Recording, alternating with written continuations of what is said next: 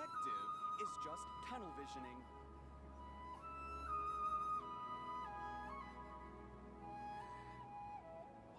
Arataki numero uno ito here in the flesh. Ha ha!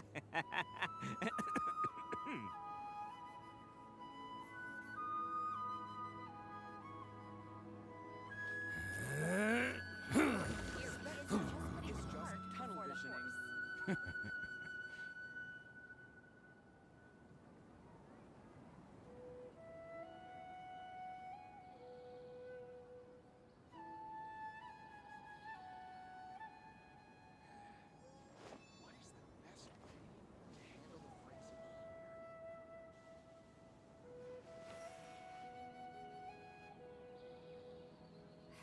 Your theory is just putting the cart before the horse. Well, your perspective is just tunnel visioning.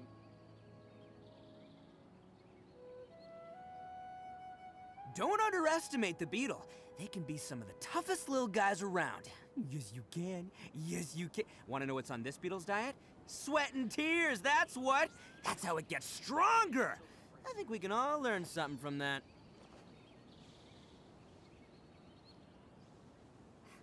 Your theory is just putting the cart before the horse. Your perspective is just tunnel visioning.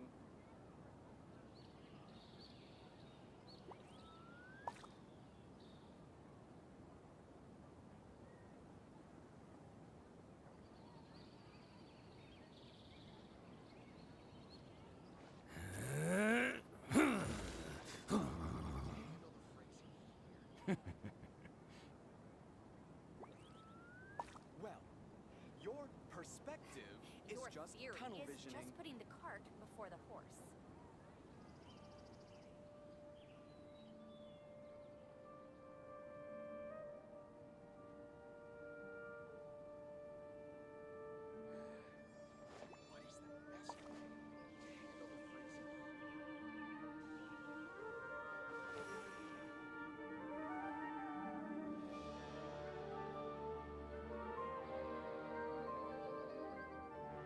Well, your perspective is just tunnel Your theory visioning. is just putting the cart before the horse.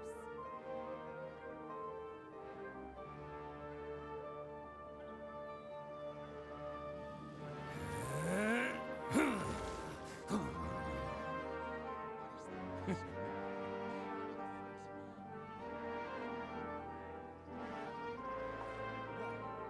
your perspective is just tunnel visioning. Your theory is just putting the cart. Best flavor in the world? The sweet, sweet taste of victory. And that's why I've never spent a single more on any of my snacks. I've won them all fair and square. That's right.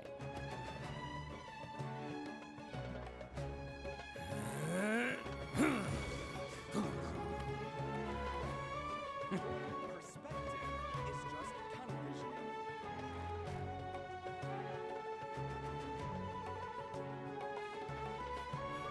Your theory is just putting the cart before the horse. Don't underestimate the beetle.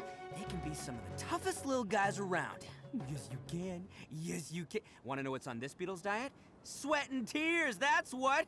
That's how it gets stronger. Your I think we can all learn something from that. just tunnel visioning.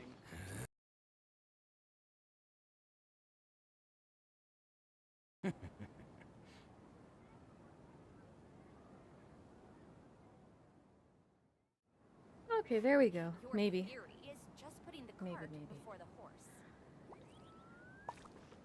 Time to continue the Sumeru story stuff. Well, your perspective is Since just it's a tunnel lot longer than I realized it was gonna be. Oh, get rid of that notification. Once there Get rid of this notification.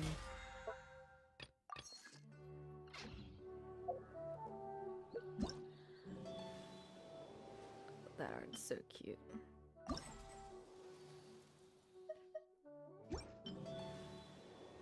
So Everything's many ready. events. Let's go.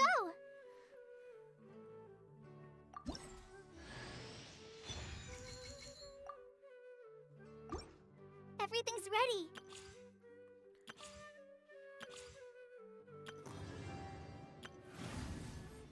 Oh, that looks really cool. And then give her the constellation.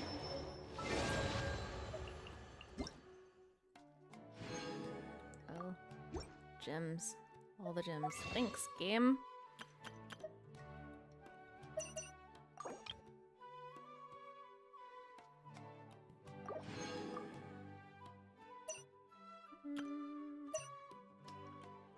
Yeah, and I don't want either of them. So that should be... Nope, still not all my stuff. Oh, those are cute. Oh, that's super cute.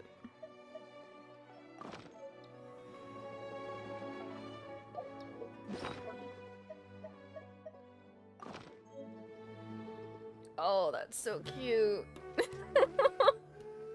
Oh, I love it. Let's see. Do I still have a timed resin thingy? No. Okay, good. In that case, where am I going again?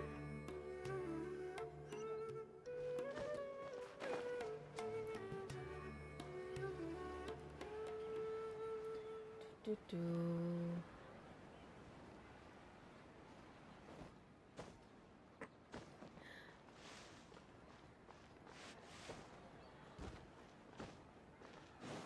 I can brain. Oh, I should double check my thingy. Okay. Okay, good. It's using the right thing. Woo! Can't catch me.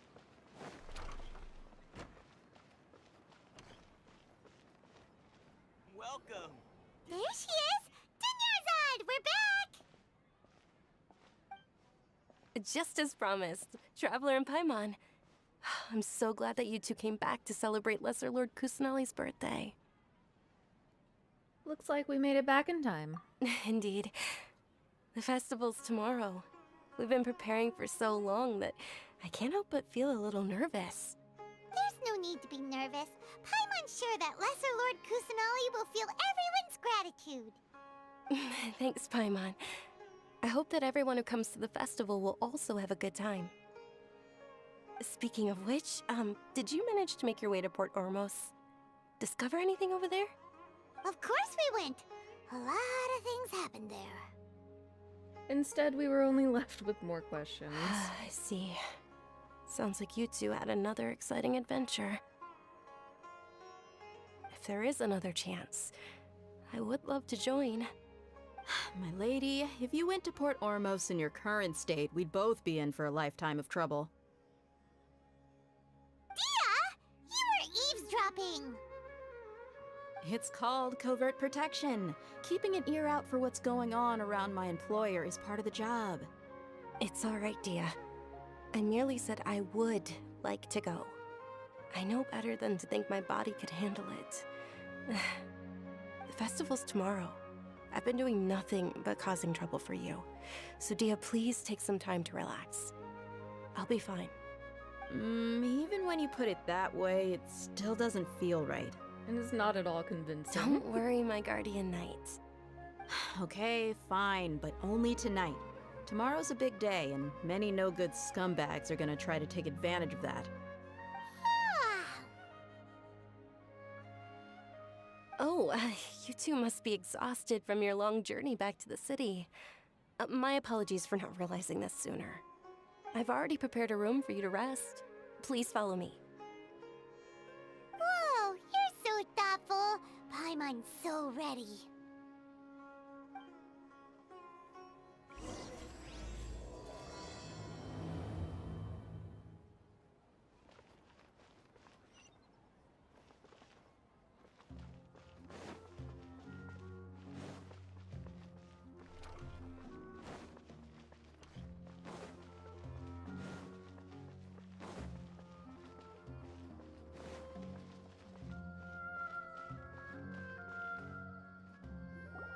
Here we are. It's also fairly close to where I've been staying. It looks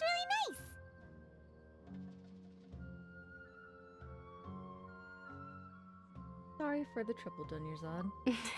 Not at all. Just tell me more about your adventures when you next get the chance. That's Paimon's specialty. Paimon can tell you stories next time.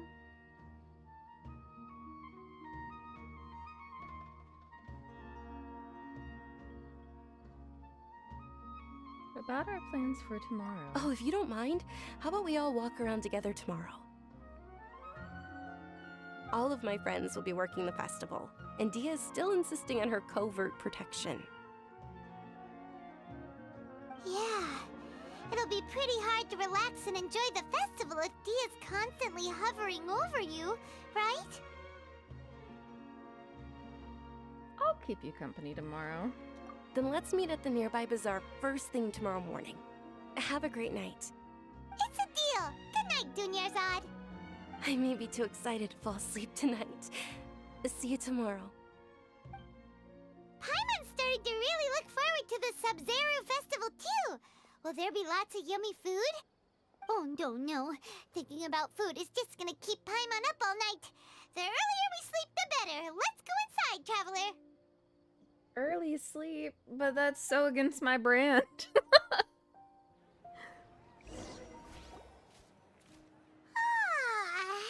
Did we oversleep? We should go meet Dunyarzad right away.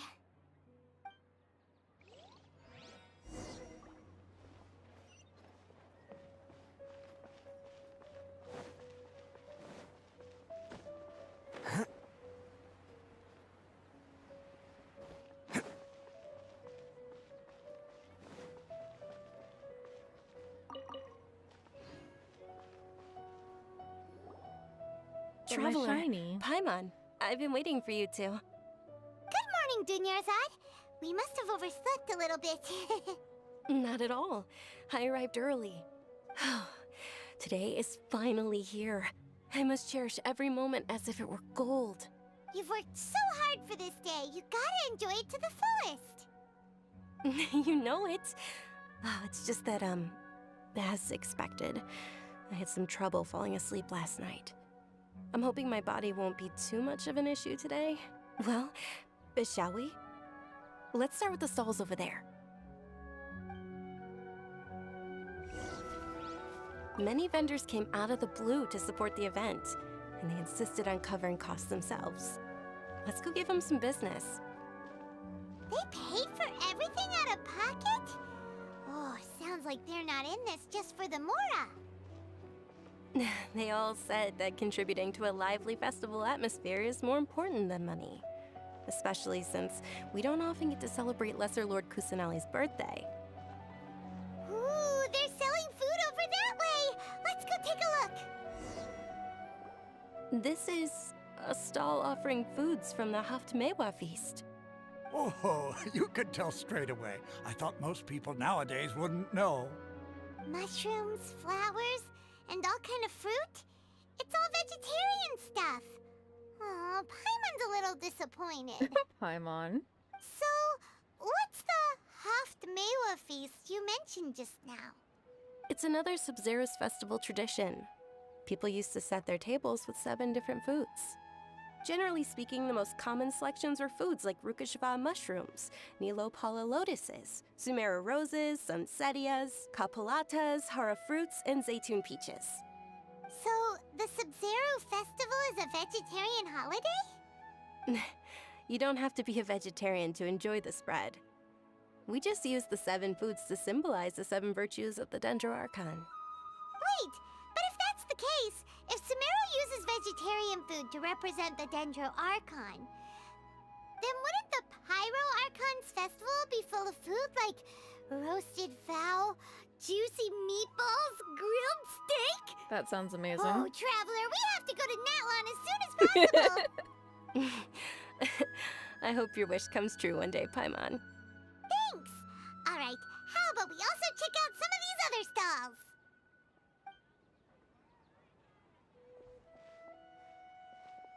Dear customers, would you like to try your hand at alchemical divination? What's alchemical divination? Those two things sound like they'd be fun to try together. Right? I thought the same when I first heard about it. It is said to be a mysterious craft invented by none other than Lesser Lord Kusanali herself. So, how does it work? It's quite simple. After you give me any 2 alchemical reagents, I'll use them to perform a random transmutation. Sure sounds random. So random that it will probably fail. That is precisely what we need. After the transmutation fails, your one and only diviner here will interpret the remnants.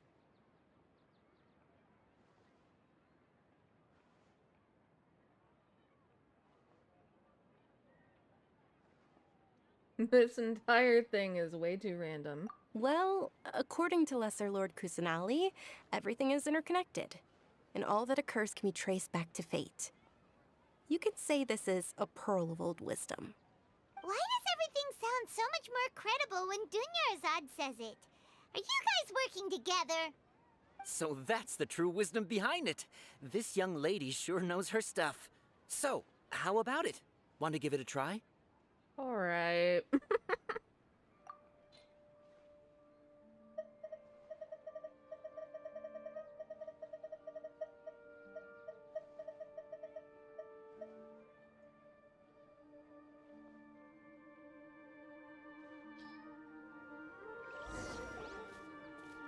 Okay, one moment. It's the moon. Paimon wants to take a look too. Is it? It looks more like a pie that Paimon bit into. Generally speaking, the moon signifies... It means... Wait a moment. Is he really looking it up in a book? Oh, I remember now. It means illusions and lies. Illusions and lies? That sounds rather ominous. Yes, but this book says that if you trust your intuition and overcome your fears, the sun will surely rise. He's not even trying to hide his book anymore. Naturally, fate will only ever show you the beginning of a journey. It is up to you to forge your own ending. Oh, thank you so much. I'll keep that in mind. Oh, it's nothing. I'm just learning as I go. Guess that was still pretty interesting. Okay, on to the next stop. They say the Sub-Zeros festival was very lively a long, long time ago. Large flower carriages used to parade through the city. As they headed towards Port Ormos, people would throw flowers, candy, and liquor all along the way. Dunyarzad's eyes are sparkling right now. I wish I could have seen that spectacle. But if you ask me, I'm sure Nilu's Dance of Sub-Zeros would be just as impressive.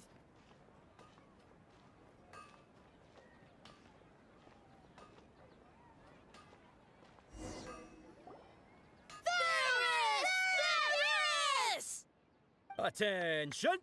Soldiers, fall into formation if you want any Yalda candies.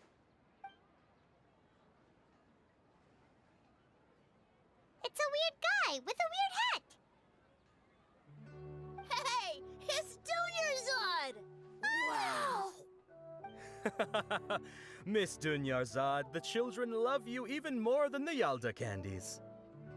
In the few short days it took to prepare for the Sub-Zeros festival, the children have all grown very fond of you. The Hallowed Night of Flowers. It's an honor that you know my name. Attention! In the name of Ferris, the Knight of Flowers, I commend you on your contributions to the glorious Sub-Zeros festival. All right, little soldiers. Take your Yalda candies and don't forget your loyalty to Lesser Lord Kusanali. Dismissed! Yes, Knight Ferris! Just what is going on here? Ferris, the Night of Flowers, is another Sub-Zeros festival icon, and one immensely popular with children. In the past, the actor portraying Ferris would also sit on a flower carriage. It's all thanks to Miss Dunyarzad's sponsorship that the children can make such wonderful memories today. As are we to you, Vihar. Oh, not at all.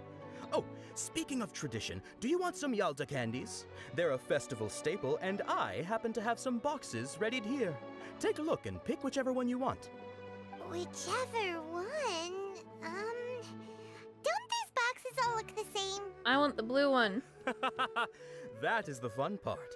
Each box contains a random flavor. It's up to the luck of the draw. Flavors include lavender melon, hara fruit, sunsetia. Ooh, those all sound pretty good. And there's also lizard tail and oni kabuto. Huh? What's up with those two flavors? Oh no. Oni kabuto is a little spicier than lizard tail. Dunyarzad, you tried them before? Traveler, help Paimon pick one. Paimon wants the sunsetia flavor.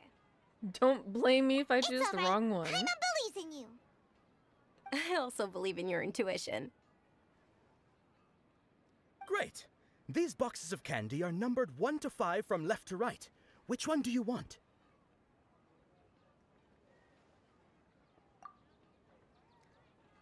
Oh, my other one. So that'd be...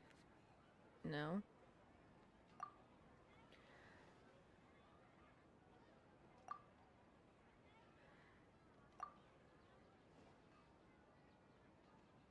Why are you like this game?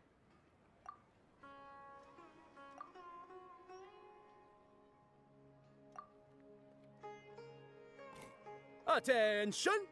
That's unfortunately lizard tail. Oh, Paimon thought you survived so many epic battles because you had incredible luck. But looks like Paimon was wrong. The sunsetia flavored candy was in box number 4. How about this?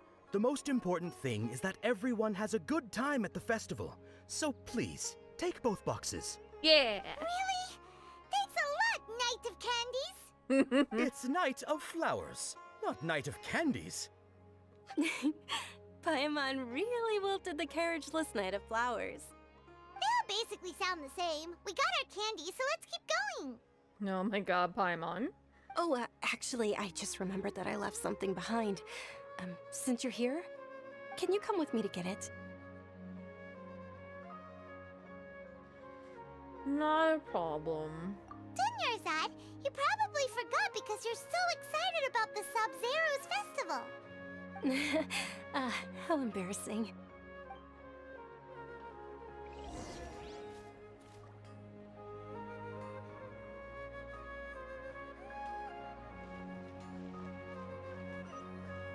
Things can't go on like this.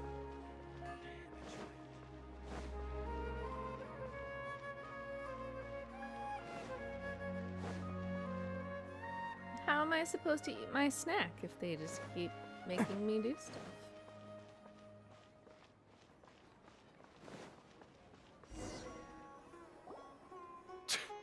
We're too late.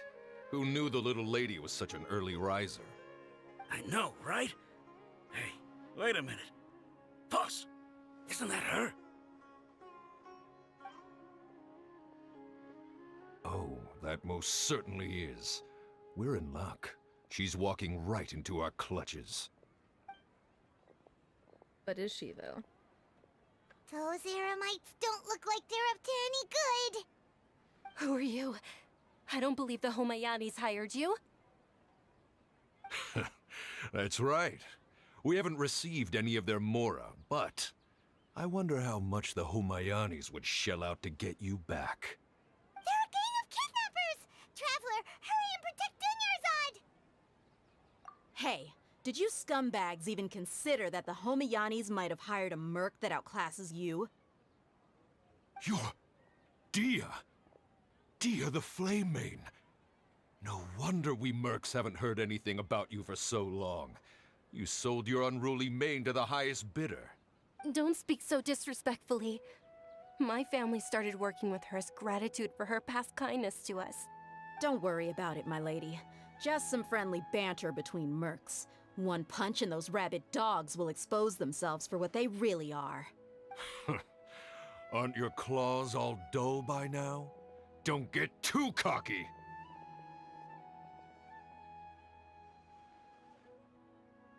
Traveler, take Miss Dunyarzad to a safe location.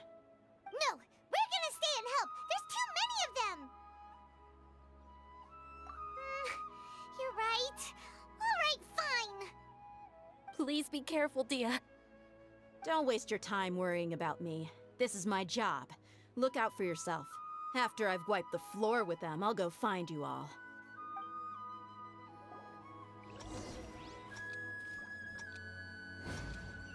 Oh. Time limit, huh?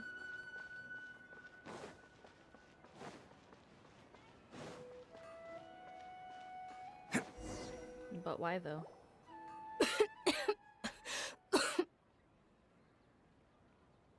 Dunyarzad, are you okay? You look a little pale. Are you in shock? I'm fine. My body always reacts like this whenever I exert myself too much. You sure you're okay? I'll be fine after some rest. I'm more worried about Dia. After all, none of this would have happened if I hadn't insisted on coming out today. She's protecting you because she agrees with you. Don't worry.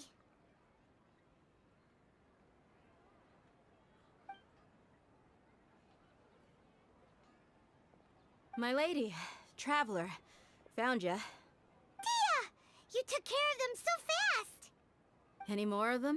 Or rather, did anyone follow you? Dia, your arm. Oh, this? I'm fine. It's just a scratch. Normally, they wouldn't have been able to land a hit on me at all, but I'm still getting used to this new greatsword. Please, let me take a closer look. Come on, it's nothing. Us mercs aren't as fragile as you think. Hold on, you said something about a new greatsword. What happened to the one you were using before? About that. Well, I sold it, because I was low on Mora.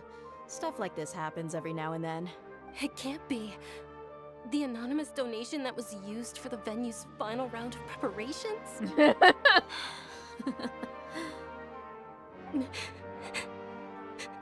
Hey, Miss Dunyarzad, I wasn't trying to make you cry, and I'm not gonna lose my commission because I made my employer cry, am I? Okay, making your employer cry won't affect your commission, but selling your weapon without permission and getting hurt? I'll have to reevaluate your performance. You're so unreasonable, my lady. Thank you very much, Dia. Don't be like that. I get embarrassed really easily. Are you feeling unwell again, Dunyarzad? My lady, your condition. Traveler, can you take her somewhere to rest? I'll look around the area to make sure we're safe from an ambush. Leave it to me. Truly. I'm sorry for the trouble, everyone.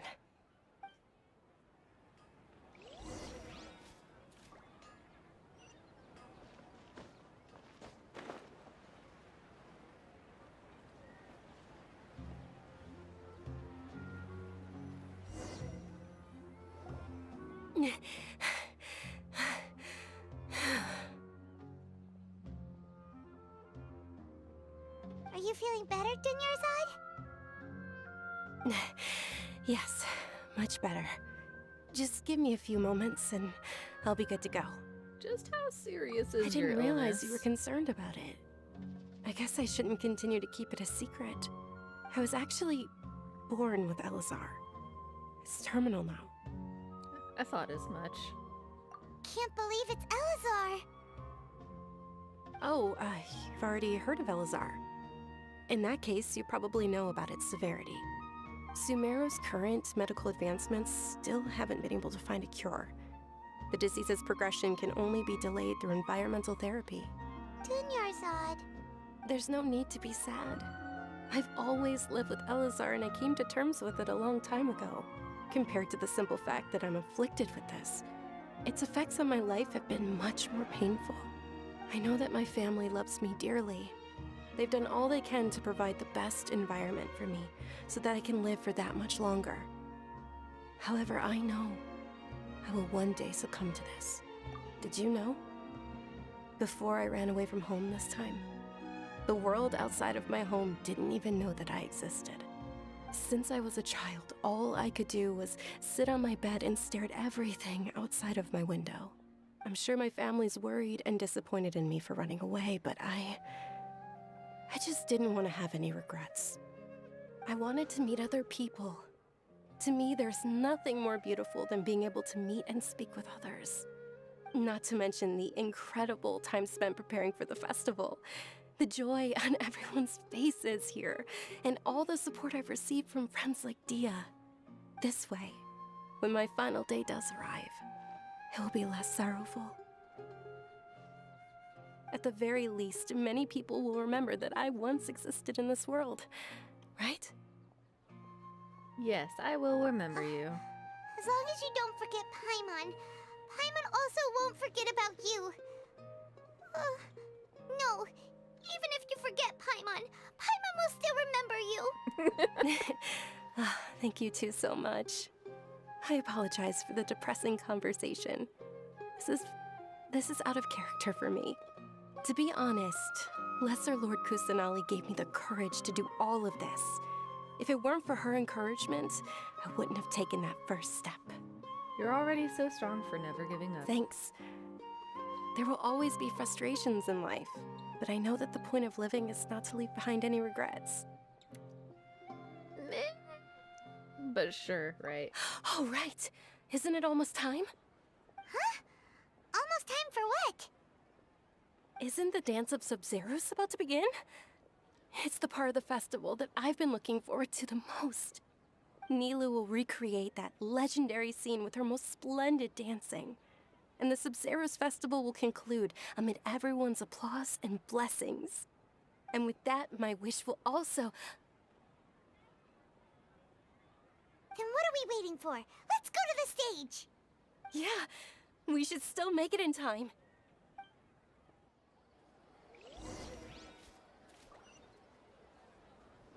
Can't catch me.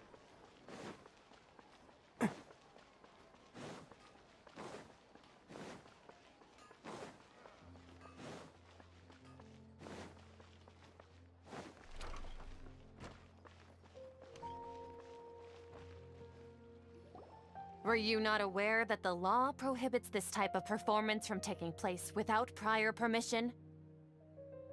Over there! Someone's yelling at Nilu! I think I just saw the Academia's Grand Sage. Why is he here in person? But the Dance of Sub-Zeros is one of the key parts of the Sub-Zeros festival. If we can't perform it... The Sub-Zeros festival. The law also prohibits the private hosting of large-scale religious festivals. Only the Academia can host such an event. If you continue to resist, we will have to order an investigation into every single event organizer. The Grand Sage has already granted you much leniency. I advise that you exercise tact. How did things turn out like this? The Academia was originally responsible for the Sub-Zeros festival, but they failed this responsibility for many years. I need to speak with them. If we force their hand too much, this situation may get ugly. This is a hard pill to swallow, but you're right. Things would only get worse. Art, dance. Aren't you ashamed of pursuing such frivolous and meaningless activities in this land of knowledge and reason? Bish?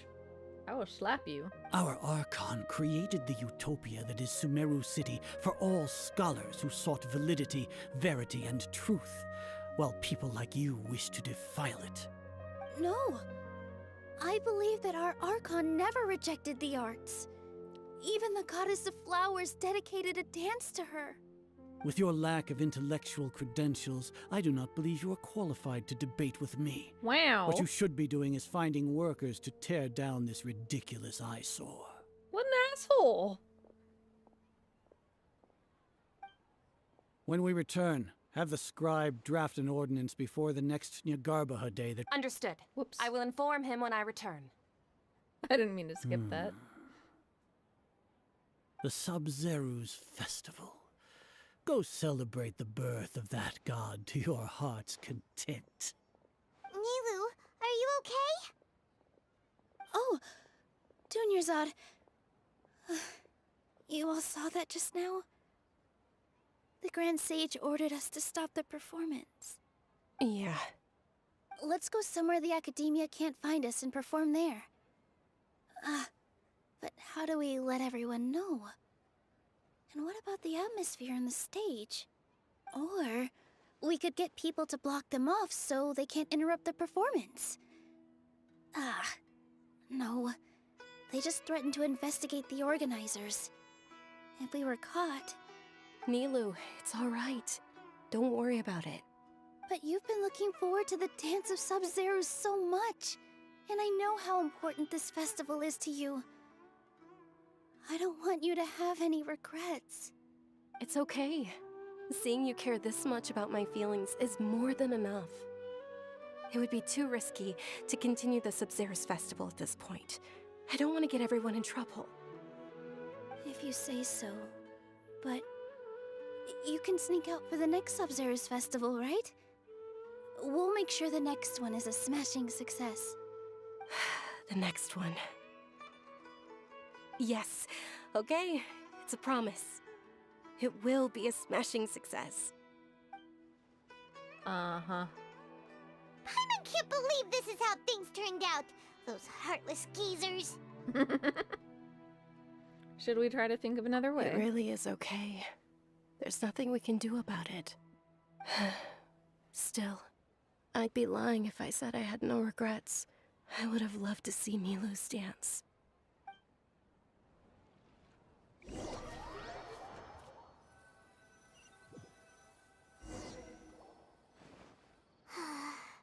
A lot happened today. It's a shame the festival ended the way it did. Nilu and Dunyarzad promised to make the next Sub-Zero's festival a success, but Dunyarzad is running out of time. This may be a regret that can never be resolved. Yeah.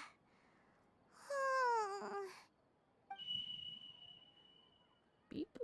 All connections have been secured to construct the most stable framework possible. The project has entered its most critical phase. Power has begun to flow from...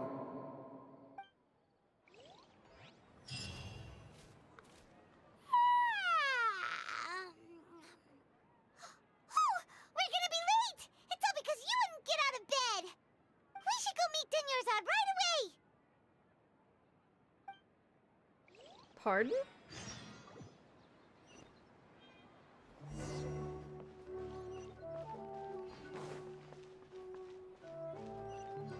What do you mean?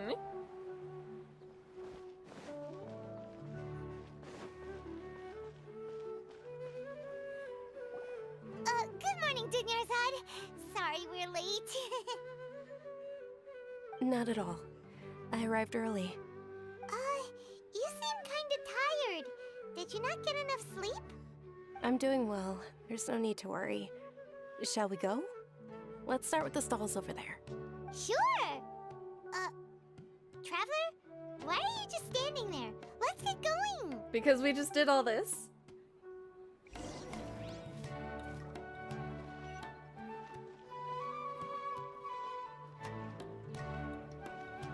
Ooh, they're selling food over that way! Let's go take a look!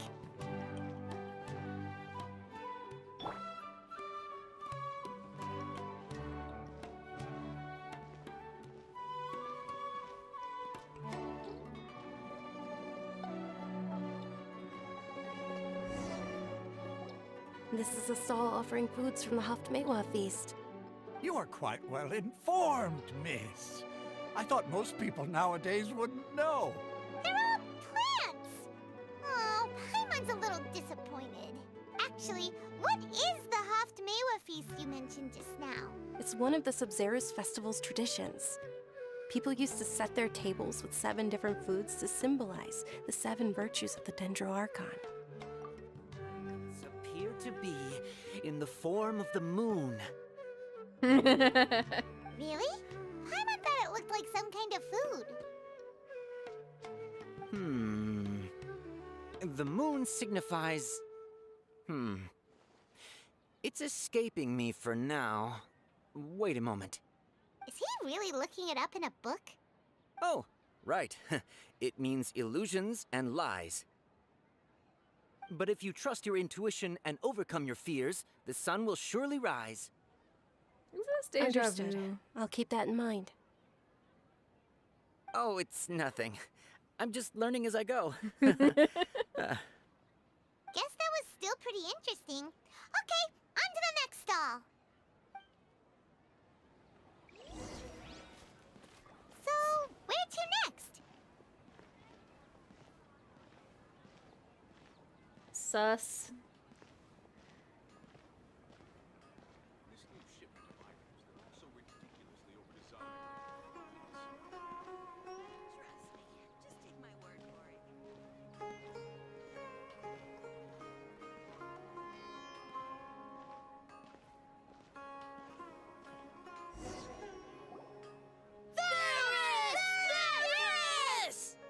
All right, soldiers. Now that you have your Yalda candies, don't forget your loyalty to Lesser Lord Kusanali. Dismissed! Yes, Knight Varys! What's going on? Is this a play? Ferris, the Knight of Flowers, is another Sabzeruz festival icon and one immensely popular with children. It's all thanks to Miss Dunyarzad's sponsorship that the children can meet the Knight of Flowers. Oh, do you want some Yalda candies?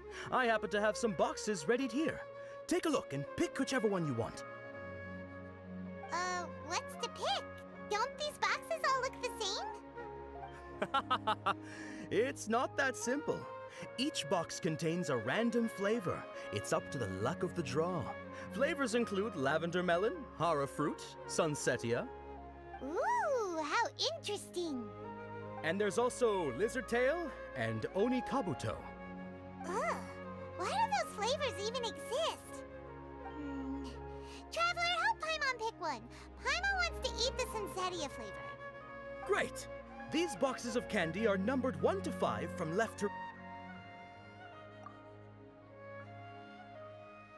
Ah, excellently chosen. Number 4 is indeed sunsetia. Paimon bet you had incredible luck, and Paimon was right! That was not luck.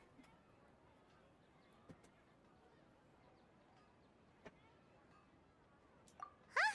How's that possible? It's obviously random. Maybe we didn't sleep very well last night. Or maybe we slept too much.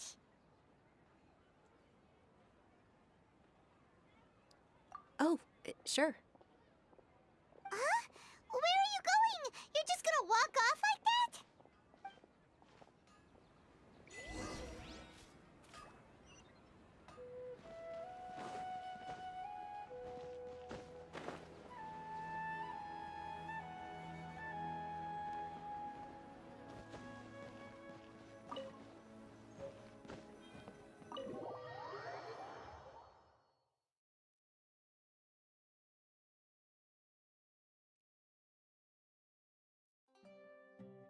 A feeling of deja vu? Oh, Paimon knows what that is. It's when you feel like you've already experienced whatever is going on. In that case, Paimon also felt something like that today. But that's just our brains playing tricks on us, isn't it? So why'd you run here in such a hurry? I want to see if I can get rid of this deja vu. So that's it! You're intentionally doing things you usually wouldn't and seeing if you still get that same feeling of deja vu. Welcome, you two. Are you here for lunch? What would you like to eat? 1 coconut charcoal cake, please. Got it. You don't look like you're from these parts, but I gotta say, you've got good taste. I'll give this order to the kitchen. Coconut charcoal cake? Isn't it that burnt thing that didn't look tasty at all? Oh, Paimon understands what you're trying to do now. You'd never normally order something like this.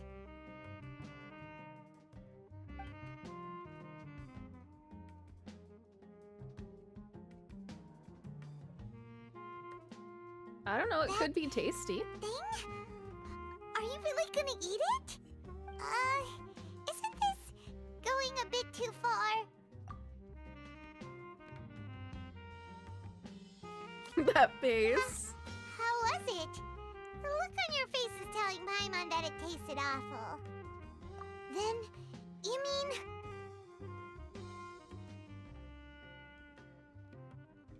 That's impossible! We were just talking about how gross it looked! So, would this be a case of taste bud deja vu? Looks like I've tried this Paimon before. also gets the impression that we've been here many times, even though we are regulars. How about we go out again and try something else?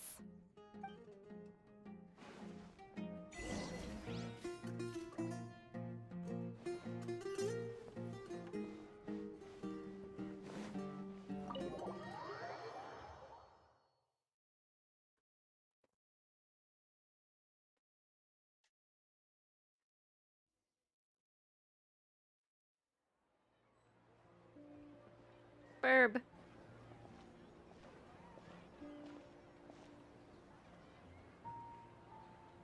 Hey, Dunyarzad is sitting by herself on that bench over there.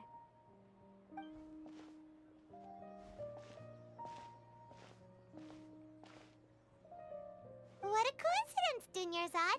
We meet again. Why are you sitting here all by yourself? Oh, I ran into some kidnappers just now, but thankfully Dia came to my rescue. I started to feel unwell after that, so I sat down here. Kidnappers? Oh my goodness, are you hurt? I'm okay. Dia's arm got scratched, but it isn't serious. Whew, that's a big relief. But, Dunyarzad, you seem a little down today. It's the Sub-Zero's festival, and you've been looking forward to it so much! Not at all. I've always been like this. Excessive physical exertion or strong emotions tend to aggravate my illness. Besides, no matter how amazing today may be, it is but a single day. After however many more days, my time will come to an end. Paimon doesn't quite follow you, and Paimon feels like something's really got you down right now. It really is fine. I don't mind.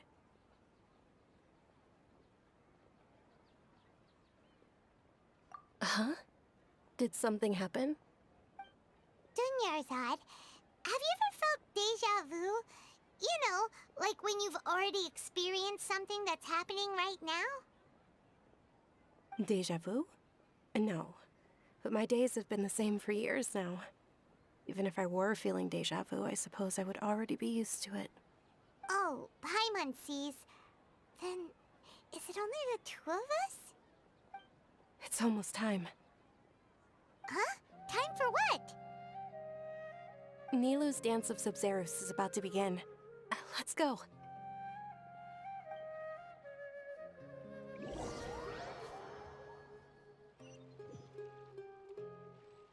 Let me stab the asshole dude this time, okay, thanks.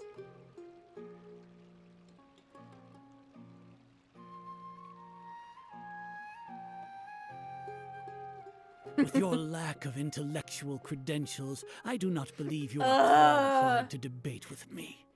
What you should be doing is finding workers to tear down this ridiculous eyesore. His voice makes him so much more punchable, too. Oh, I hate it. When we return, have the scribe draft an ordinance before the next Nyagarbaha Day that prohibits public art performances. We will publicly announce it later through the Akasha. Understood. I will inform him when I return. Murder! The Sub-Zero's festival. Go celebrate the birth of that god to your heart's content.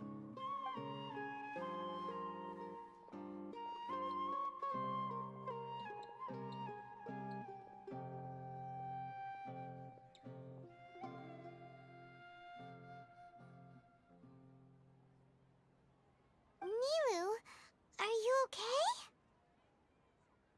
Oh, Dunyarzad. The Grand Sage ordered us to stop the performance. It's okay. There's nothing we can do about it. But you've been really looking forward to this. I don't want you to have any regrets. It truly is unfortunate, but I don't want to cause trouble for anyone.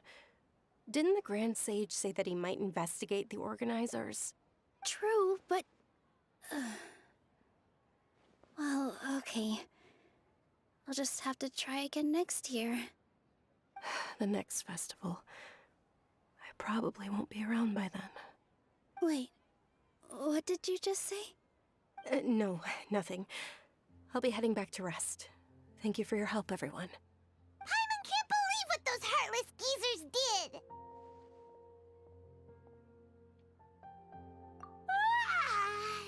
Did Dunyarzad already go back? We should also return and get some sleep. How about we don't?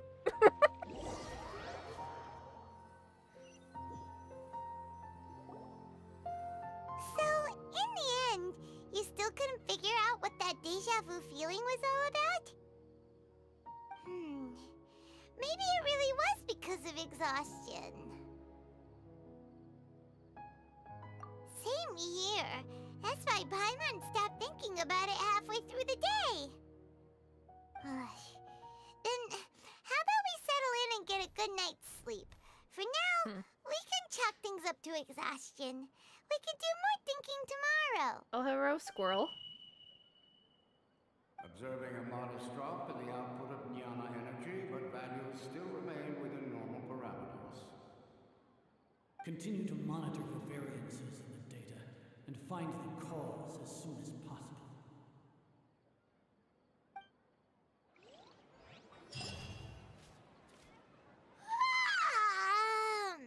Why does Paimon feel so tired after so much sleep?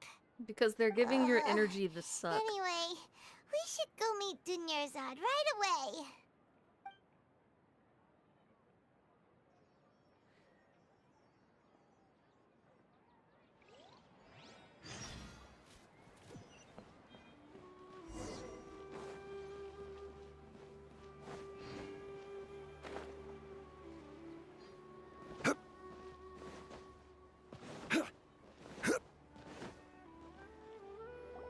Good morning, Dunyarzad. Sorry to keep you waiting. Not at all. I arrived early. Huh? Paimon thinks you sound kinda tired. Did you not get enough sleep? I'm doing well. There's no need to worry. Shall we go? Let's start with the stalls over there. Great idea! Let's get going! Traveler? Hey.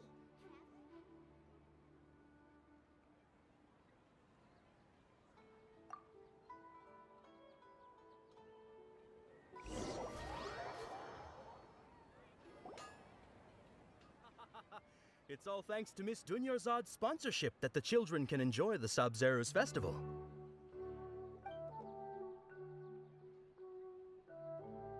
Oh, are you interested in Yalda candies? I have some boxes of candy here. Pick whichever one you want. Not much of a choice. All these boxes look the same. It's not that simple. Each box contains a random flavor. It's up to the luck of the draw. Flavors include lavender melon, and there's also lizard tail and... Huh? What were those last two? She'll help me choose. Paimon wants to eat the Sunsettia flavor. No problem. These boxes of candy are numbered 1 to 5 from left to right. Which one do you want? Cute. Oh, I like your confidence. No hesitation at all. Oh, congratulations! Number 4 is indeed Sunsettia.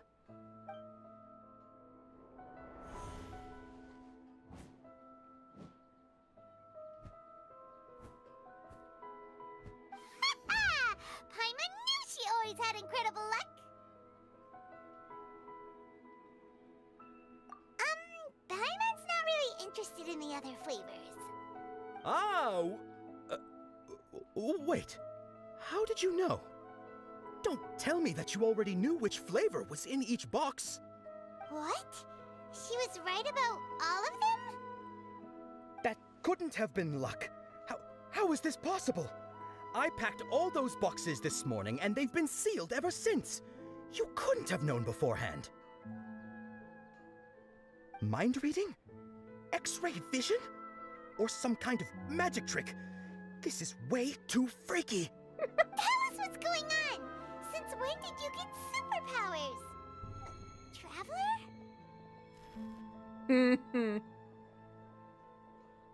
Hey, where are you going?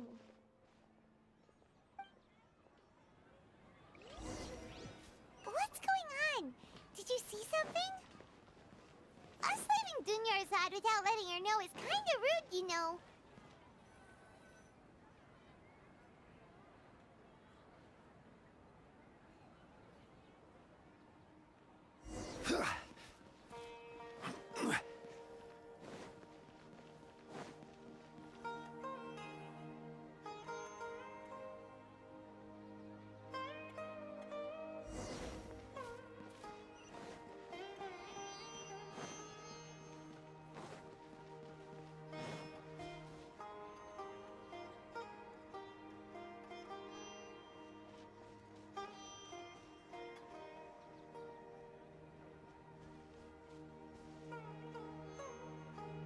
What are you looking for? Why did we come here?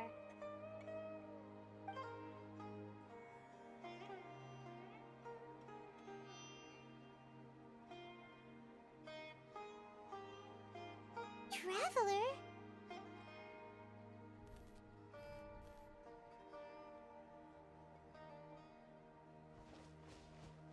That's... No more burb.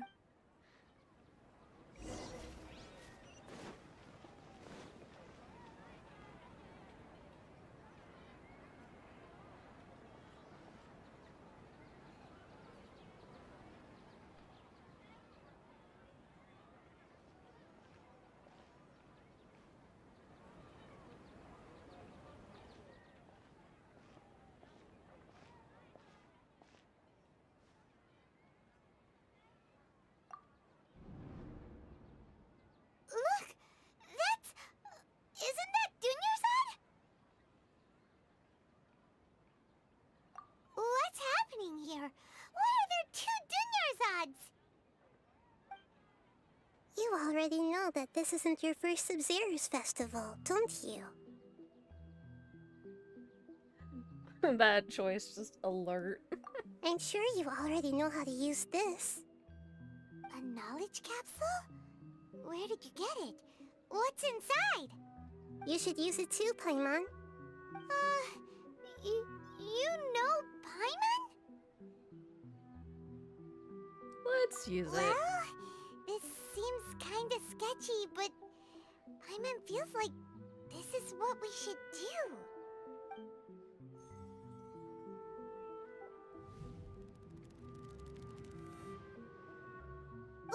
What the?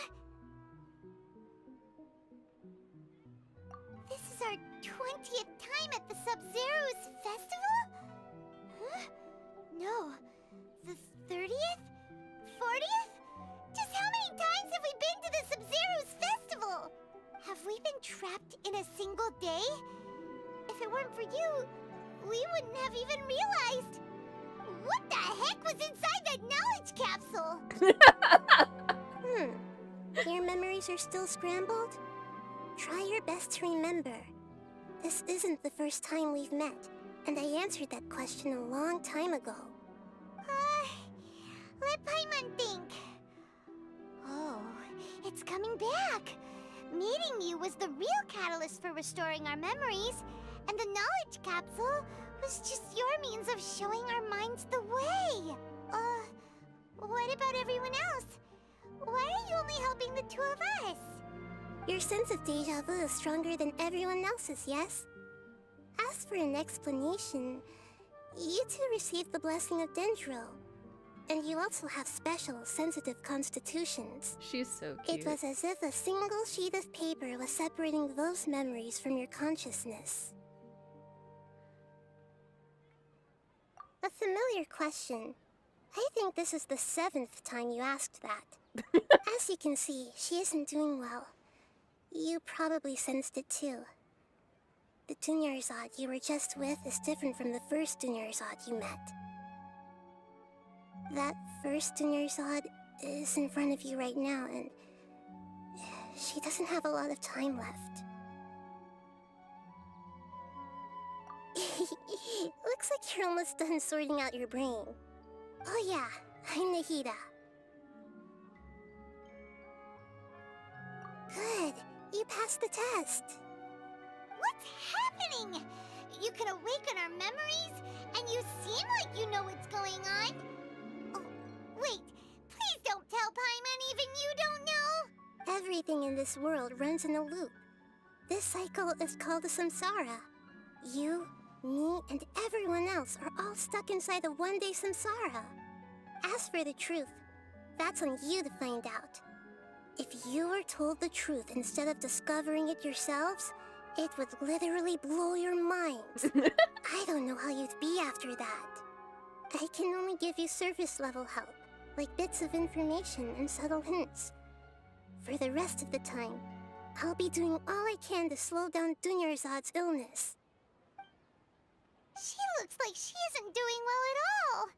Her illness gets worse after each Sub-Zero's festival. If we can break out of the samsara, I might be able to save her. But as things are right now, she's just a small bird in the sky that's about to lose its last feathers. All I can do is raise a gale to delay her fall. You sure love to use weird analogies. Yeah, we need to get her and Venti together. Analogies are wonderful tools. They let you use existing knowledge to understand unfamiliar things. Okay, so, with what you know so far, what do you think the truth is?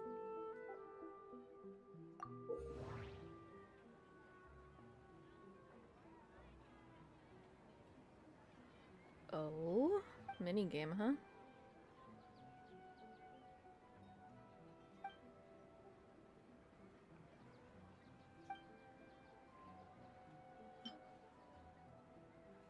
Grand Sage said, go celebrate the birth of that god to your heart's content. Did he mean something more? The moon, illusions, and lies. What do they all mean?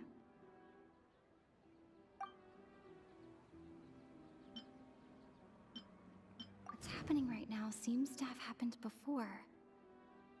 This feeling has been getting stronger and stronger. My mind feels exhausted, even though I haven't done too much thinking. What is going on? We've already experienced the Sub-Zeru's festival many times, and the day of the festival seems to be in a perpetual samsara.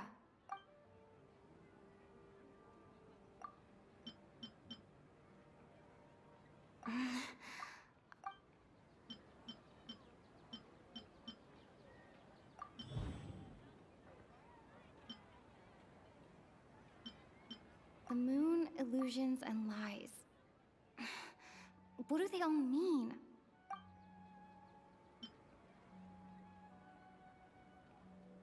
Grand Sage said... That should be it. The flow of time is endlessly cycling within one single day.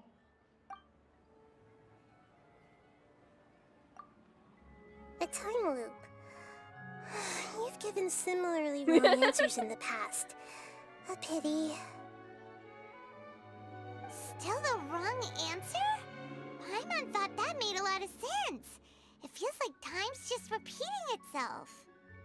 A simple time loop can't explain some of the phenomena.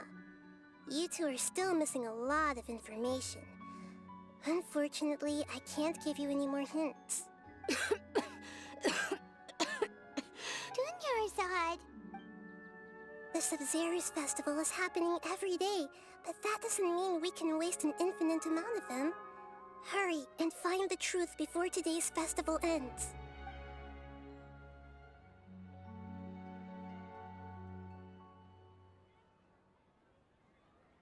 Let's think about our current situation. To save Dunyarzad, we have to escape the samsara of the Sub-Zeru's festival. And to do that, we need to figure out what's happening. The truth. Nahida rejected the idea of a time loop, so we must have missed something, right? Paimon's memories say that we've already done this many times, but let's go talk to people again. It's more productive than sitting here and scratching our heads. Why don't we start with those stall owners?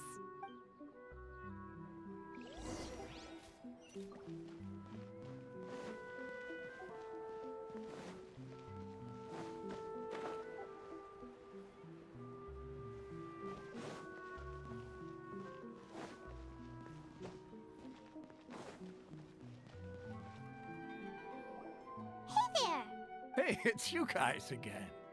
Where's your cultured friend? She's feeling a little unwell. I see.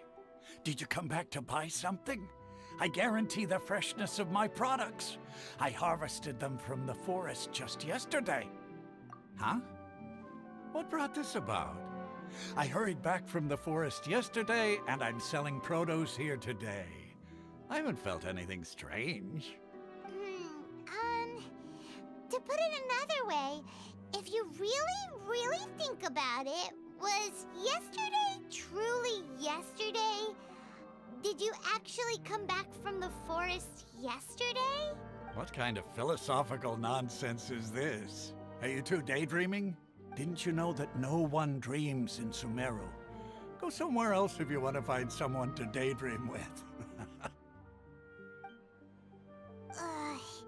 He actually has a point. Is this a dream? Is everyone dreaming? True. It's so weird that people here don't dream. Why is that? Anyway, if this all really were just a dream, we would have woken up a long time ago. Let's keep asking around.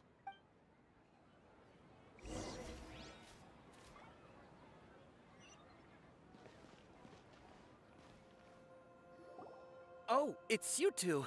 Was my divination so accurate that you felt compelled hello. to compliment me in person? It's going round and round and round in circles. Ooh, I knew it! I told you, the god's divination is highly accurate. You just hadn't fully understood its significance yet. You're really excited about this, huh? That's exactly why we came back. Help us better understand it. Help you better understand it? Well, that isn't exactly what I excel at. So, you're admitting that you don't have a clue? Anyway, what kind of situation did you get into?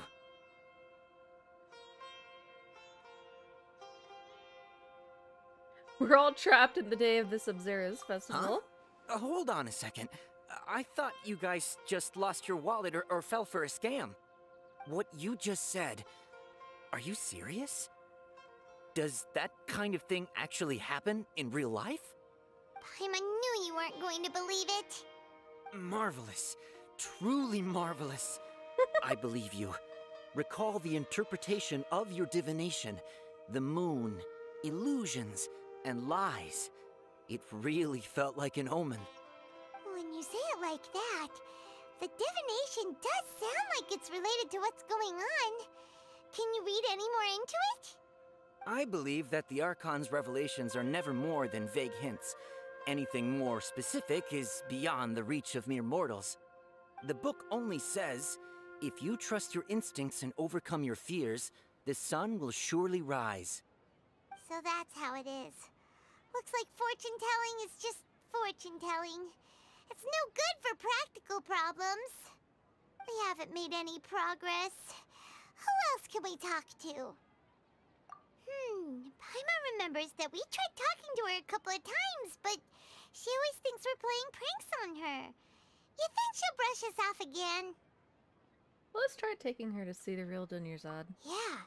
If we tap into Dia's strong sense of responsibility as a mercenary, then she'll definitely take us seriously.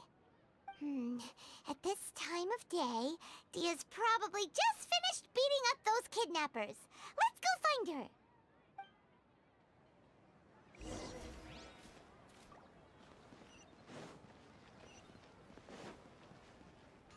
Oh, well, that's gonna be awkward. I'm fine, my lady. It's just a scratch. Perfect timing. Both of you are here. Paimon, Traveler, you came at just the right time. Listen, there was a dangerous You just defeated a gang of kidnappers. Huh? You saw? Then why didn't you jump in earlier? If someone was protecting Miss Dunyarzad, I could have went all out. Anyway, can you do something for me? You want the Traveler to take Dunyarzad somewhere to rest up while you check to see if there's still any kidnappers around. Did Paimon get that right? How did you know what I was going to say? We need to say something convincing.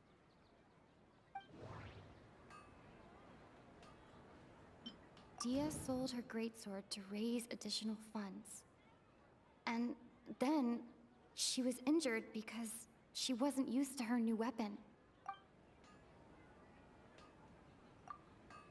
Tell her, Traveler! I didn't tell anyone about that. Including Miss Dunyarzad. You couldn't have known. And just now, you literally took the words right out of my mouth. What's going on? All right, so this is the situation.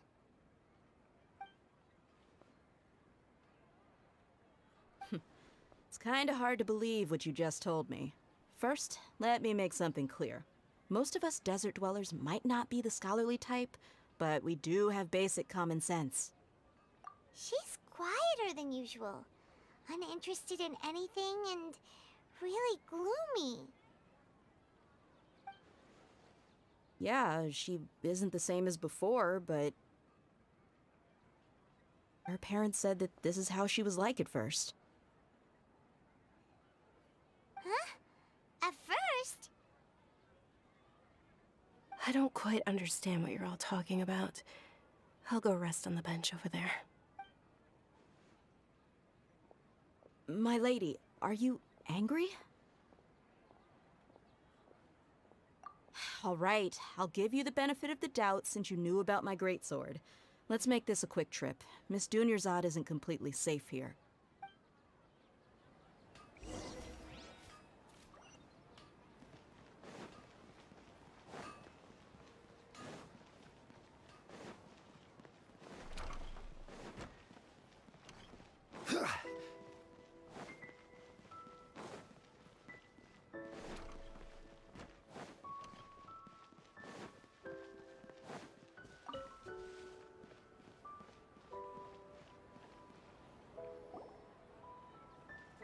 Burb.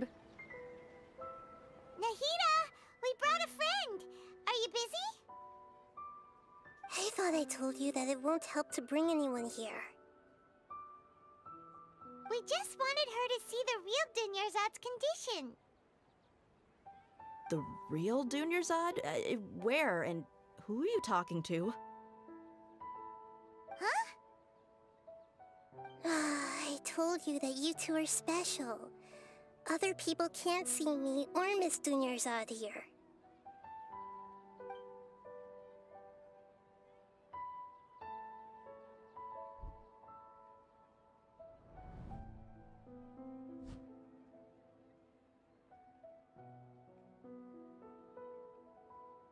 Hold on. Over there. Is that? Wow, how perceptive. Does she have invisible antennae? Miss Dunyarzad, she's lying down here, isn't she? How's she doing? Her condition's really bad, and she's basically in a coma. How did you know she was here? I can sense her aura. There are also lingering feelings of something like regret or disappointment. What happened? Do you believe us now? The Sumeru's festival has been repeating itself. So, you think the sages are behind this? Yeah, they've always been against us. Wouldn't surprise me if they're using the Akasha to intentionally repeat the Sumeru's festival as a sick joke. You have a point. Aside from the Dendro Archon, the Academia's sages are the only ones in Sumeru who could pull off something like this. Maybe there's more to the Akasha than we know. Right!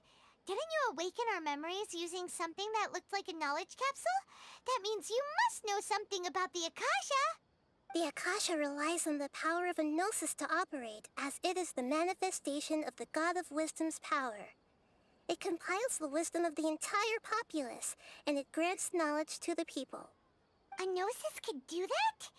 No wonder the Akasha is so magical. It's being powered by the gnosis of Sumeru's Archon. So, this Nahida you mentioned, what did she say?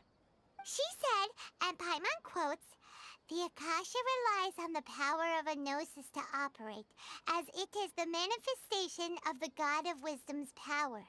It compiles the wisdom of the entire populace, and it grants knowledge to the people."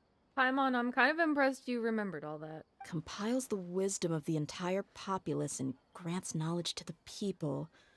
Wait. I get the grants knowledge part. That's what people have always used the Akasha for. But compiling the entire populace's wisdom? How does that work? Did she mean that the sages enter new knowledge into the Akasha?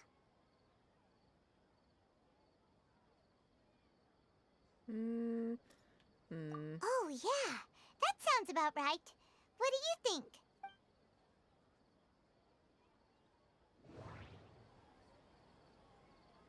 People in Sumeru don't dream. What a strange phenomenon.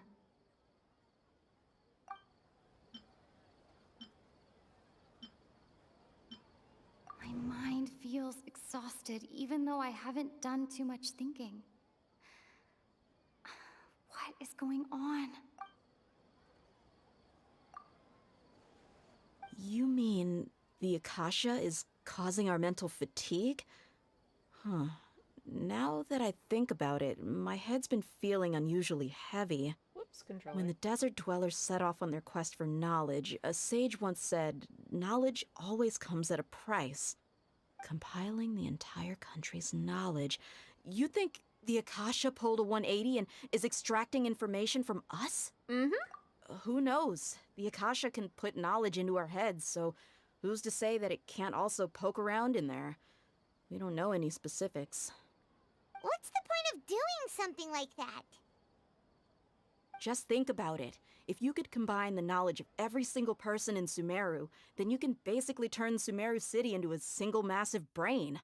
This hive mind could make breakthroughs in problems that even the smartest geniuses can't crack. An excellent deduction. And the analogy comparing Sumeru City to a massive brain? I love it. In that case, we should take off our Akasha terminals right away. Maybe that'll solve this problem. Somehow I don't think it'll be that simple. Yeah, I was only wearing this for show in the first place. Didn't expect the sages to cook up such a conspiracy. Mark my words, when this is over, I'm getting evidence and exposing this whole thing to the public. How does everyone feel? Huh? What is it? There's always the sound of a beep. That! Paimon knows what you're talking about. It's a single soft beep that sounds like it's coming from the Akasha terminal. The sound of a beep. Could it be a prompt tone for when the Akasha is operating? That's probably an important clue. We weren't using our terminals, but we heard a beep anyway.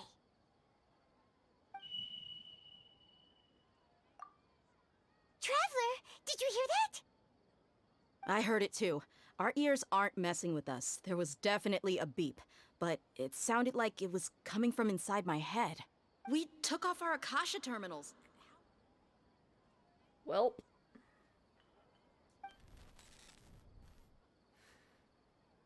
And around we go. Time has exceeded its expected length. At this rate, there may be casualties. But we cannot lose all of our progress.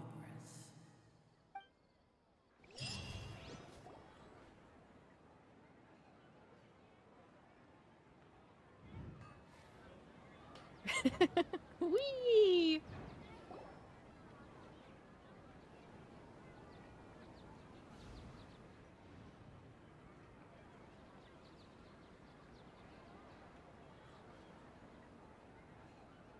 Paimon remembers everything! Good. You adapted quickly this time. We definitely took off our Akasha terminals last night, but we still heard that beep. Why is that?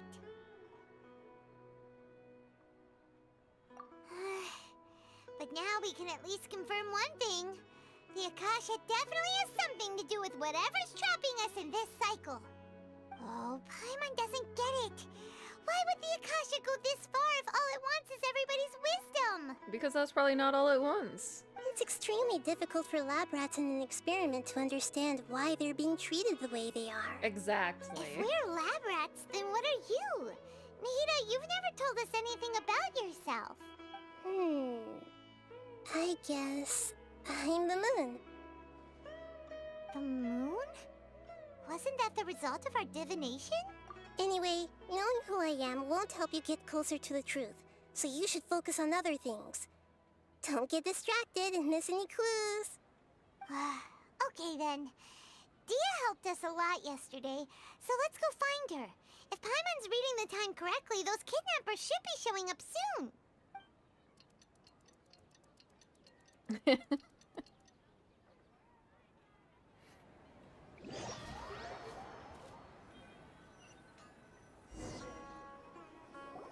Ah, there you are.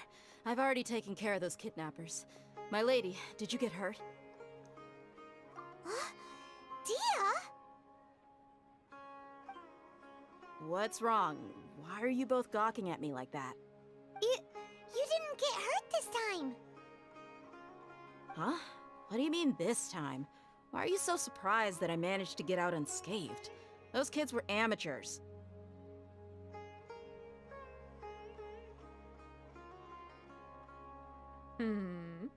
Shh! How did you know about my greatsword? I haven't told anyone about it. Please, don't tell Miss Dunyarzad.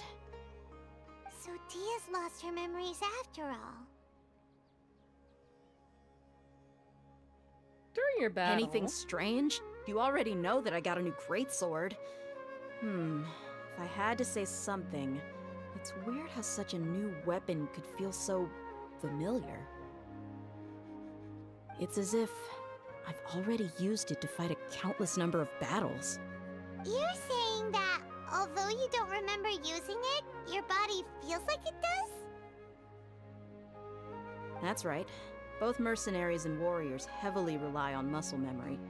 Only knowing the theory of battle won't get you anywhere. Traveler, what do you think? Yeah, Paimon's feeling really hopeful. Oh, you're right! Earlier in the Samsara, something like this would have never happened. I have no clue what you two are talking about, but it's still dangerous here, so... So you want us to take Dunyarzad somewhere else to rest while you check if there are still more kidnappers around, right?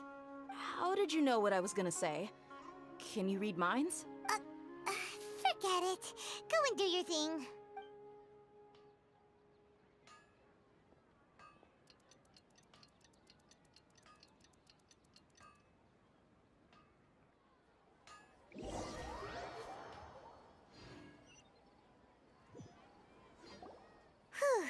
It's finally nighttime. Aside from Dia not getting injured, everything seems to have stayed the same.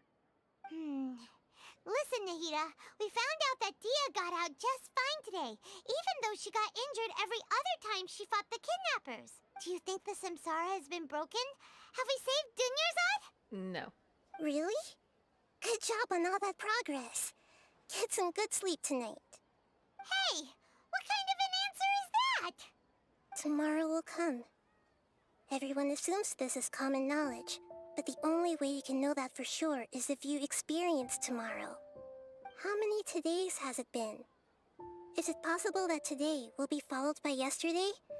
Does tomorrow truly exist as anything beyond a made-up concept?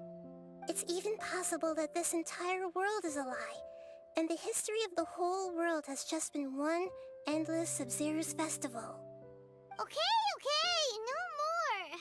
Paimon's brain is already shut down. That's why it makes no sense to waste your energy thinking about things you will learn tomorrow. Get some good rest. You know, use the bathroom and flush your anxiety dookie away. Oh my god. Huh? Hold on, what did you just say? Did Paimon hear you correctly? Huh? People always say they feel a sense of relief after they take a duk-duk. That's why I suggested you could try that. Is that so strange? Yes. It's so strange and so against common sense that Paimon's at a loss for words. You were sounding kind of smart just a minute ago. We're going to go get some rest. Yeah. Even though it's happy and lively at the Sub-Zero's festival every day, it feels like it's been a long time since we've really gotten to relax. Let's go back to our room. Beep. Continue the harvest. Compared to what we stand to achieve, these sacrifices are trivial. Wow.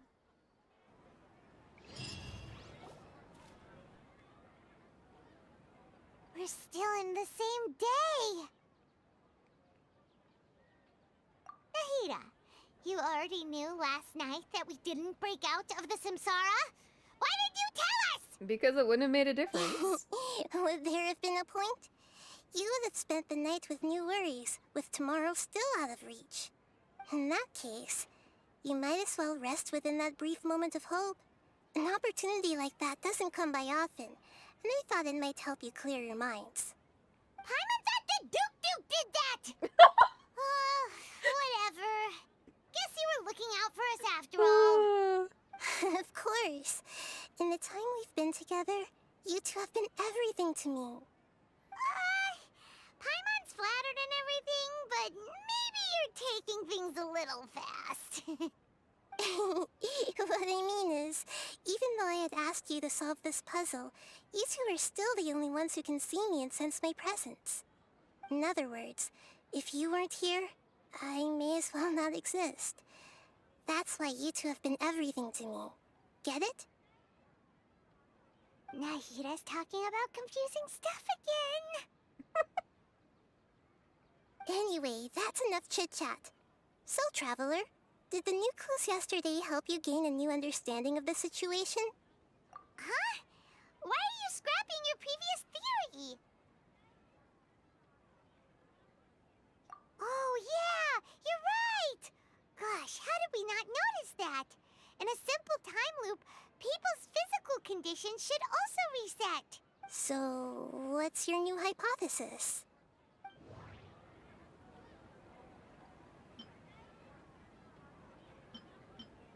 Mercenaries rely heavily on muscle memory. And Dia was able to use her experiences to avoid injury in later samsara cycles.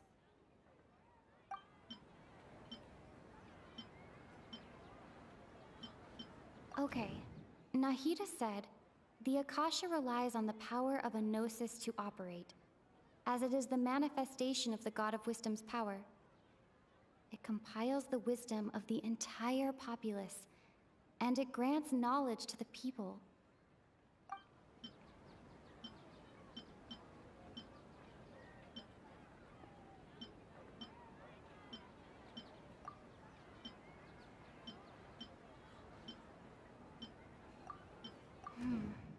The beep is a prompt tone for Akasha operations. We still hear it every night, even though we removed our Akasha terminals. The moon, illusions, and lies.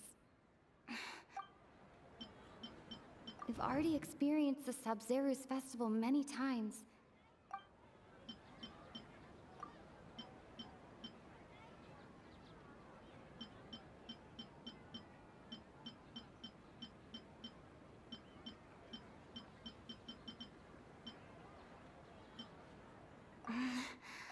I can't seem to cohesively...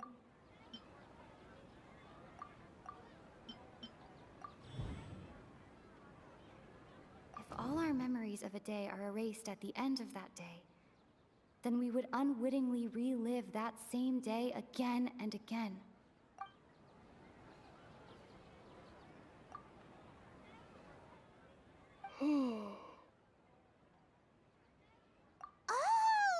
then the beep we hear every night could just be indicating the deletion of our memories.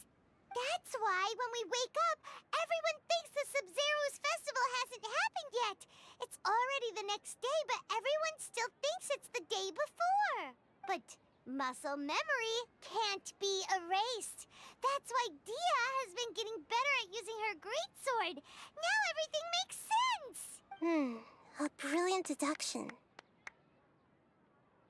Nahida, tell us if we're right or wrong. To put it simply, it's as if you've mistaken a pyro crystal fly for a firefly in the night. You lost sight of its true nature because you focused too much on your perception that it glows. That isn't simple at all! Why don't you go talk to Miss Dia again? You might learn something new. Right! She did help us find our latest clue after all. Let's go!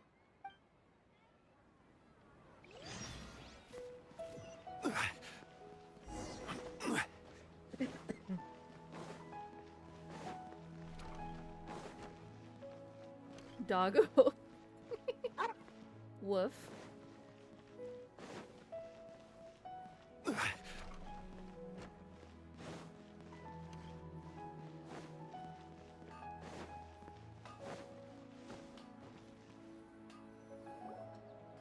There you are.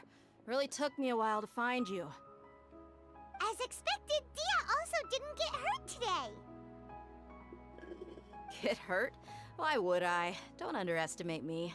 Well, you're still getting used to your new greatsword. Huh. Truth be told, I also think it's pretty strange. It just suddenly felt so familiar in my hands and...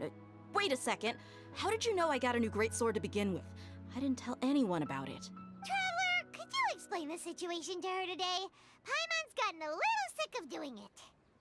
Oh, that works!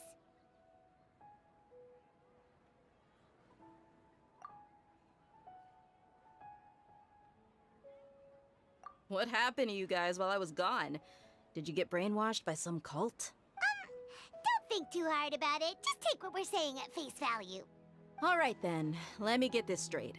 You're telling me that my body's already gotten used to this greatsword, but my brain just doesn't remember it? Yes, your memory's being erased every day. Then I'd have to disagree. That's impossible. Oh? Why do you think that? If we've actually been reliving the Sub-Zeru's festival day after day, then what happened to the things we used, the money we spent, the food we ate?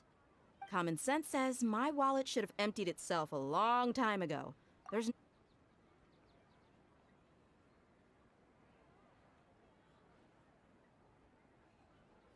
Right! They could use the Akasha to record what everyone did that day, and then use the city's resources to replenish everything! It's not very likely, but it's also not impossible. No, it is impossible. I've got proof. You have proof? Where? You two are surprisingly serious about this nonsensical discussion. Fine, I'll play along for a little longer. Come with me, Miss Dunyarzad. Please come along as well. I still can't guarantee that this area is safe.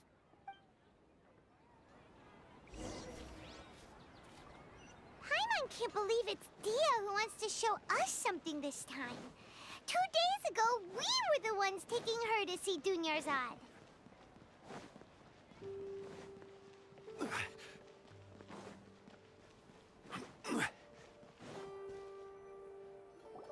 This is it. Huh? This is a wooden training dummy. What about it? See those marks on the dummy? Those are the result of several days' worth of practice. Let's say the sages didn't replace it every day. Shouldn't it be hacked to pieces by now?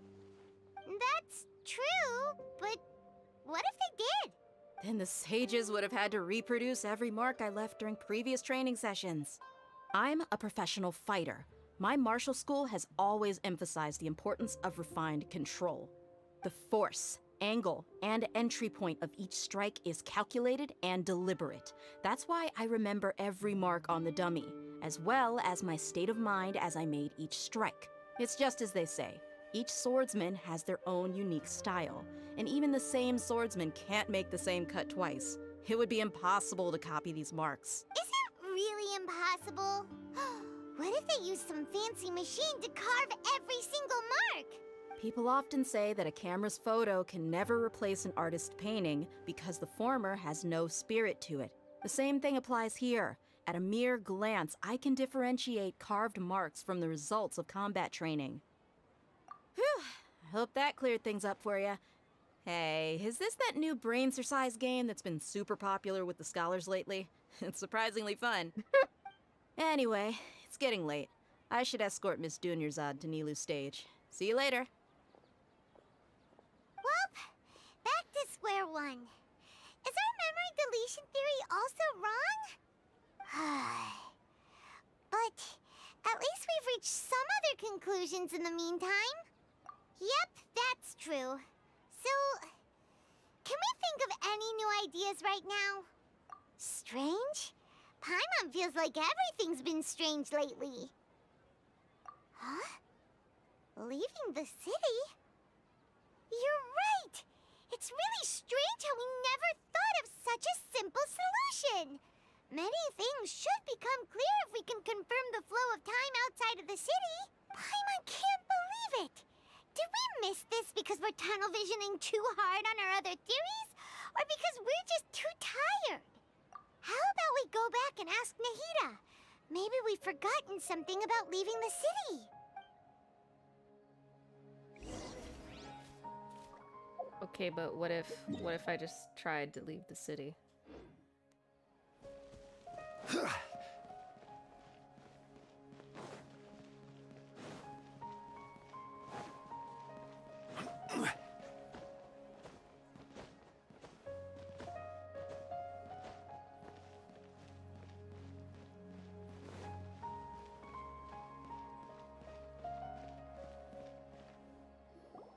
Hey, stop right there!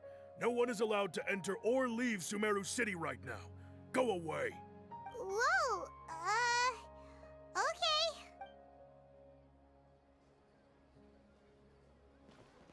Well, that answers that.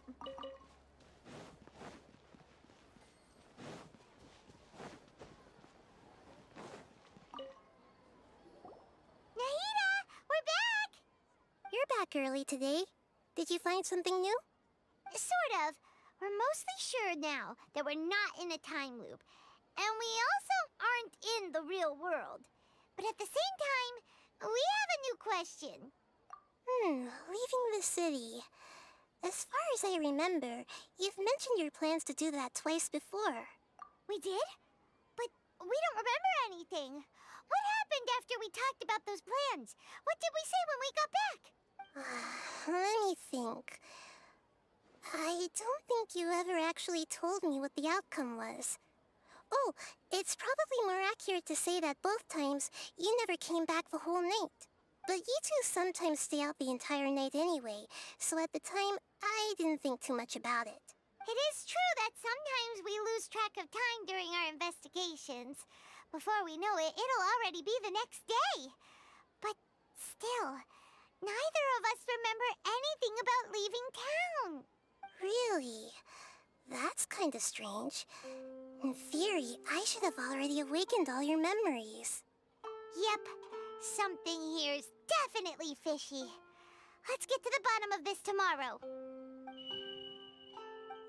Beep. Our memories are back! About that. Well, where should Paimon begin? Traveler, aside from your memories that were just restored, I have another message for you. Listen to it and you'll understand. Can't go back. There are countless spaces here.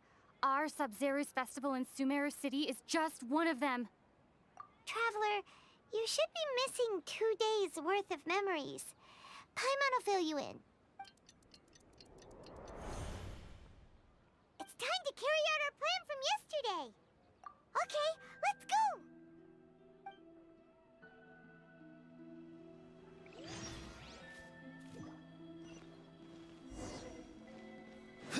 Oh hey, it's like 1.0 Final Fantasy XIV where you get to play through Echo Visions.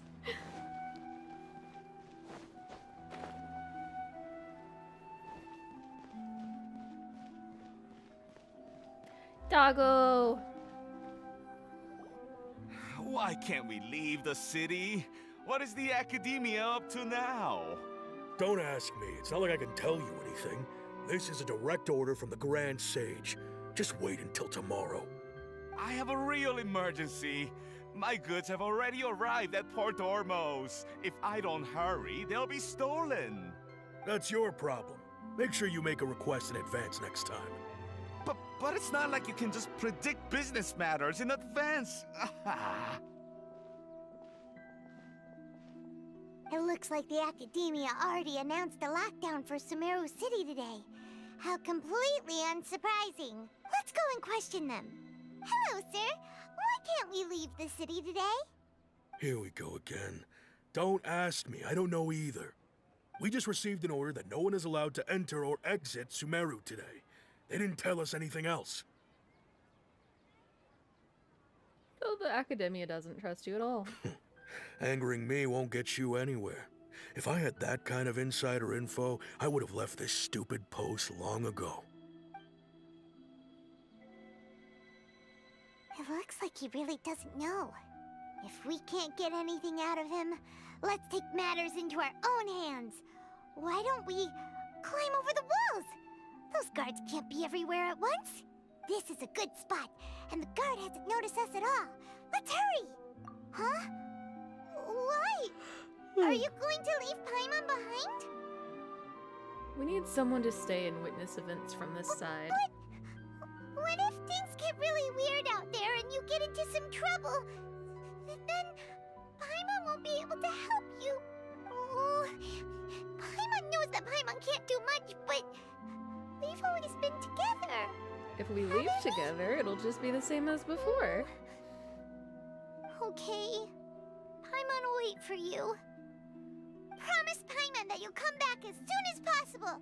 Just a quick look. And please, be careful.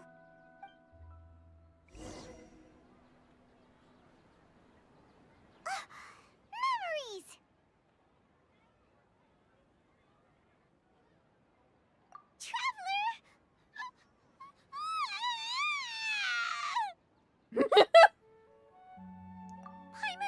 Paimon would never see you again. You just disappeared. Paimon waited for you for hours and hours at the city wall and you never came back. You promised Paimon that you were only taking a quick look. Paimon, calm down. She's here now. I don't think she understood what you were saying. Paimon doesn't care. Paimon wanted to go look for you, but you also said that Paimon should stay. Paimon was so worried and so scared the entire day. Oh.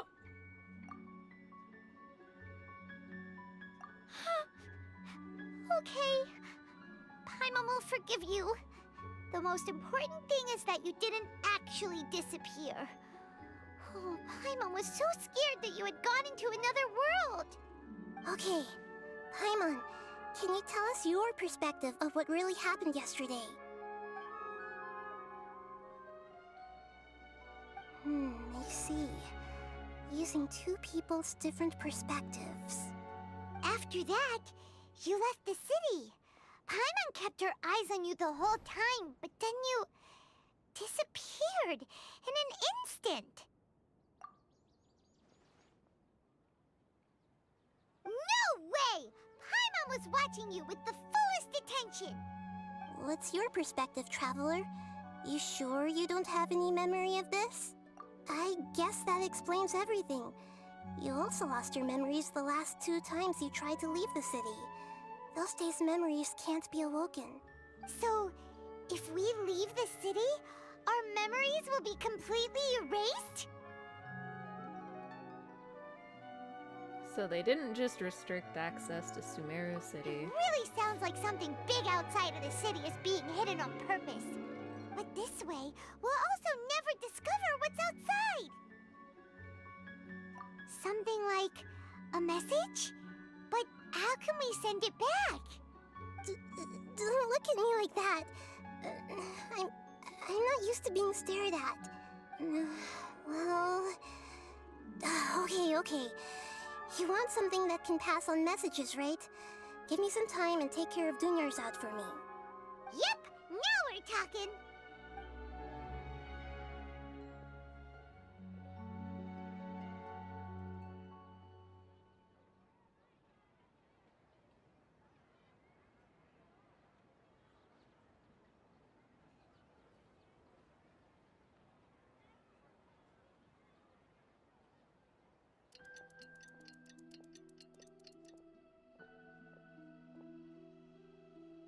I'm done. Here you go. What? Isn't this just an Akasha terminal? You made some little changes. Akasha terminals are already capable of sending messages. I just tweaked it so that it could connect to any node. To make something like this? Nahida, you really know the Akasha like the back of your hand. Anyway, we can use this now to record a message, right? Yep. I'll help you save the messages. It should be pretty easy to use. I just can't guarantee the user's status and signal coverage when they're outside the city. We'll never know until we try. At least we're taking the initiative now. Oh, hi there.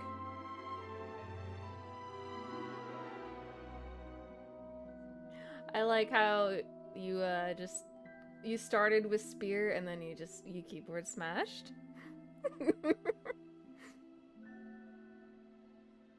Let's go then. Let's expose those sages. All right. Paimon isn't as worried about being separated since it happened once yesterday, but Paimon still isn't happy about it. Okay, see you tomorrow, Traveler. That covers everything that's happened so far. All you've missed is basically since I started stream, I have been stuck in a looping day situation, sort of, kind of. And we're having to find more and more clues to figure out what's really going on and break free of it.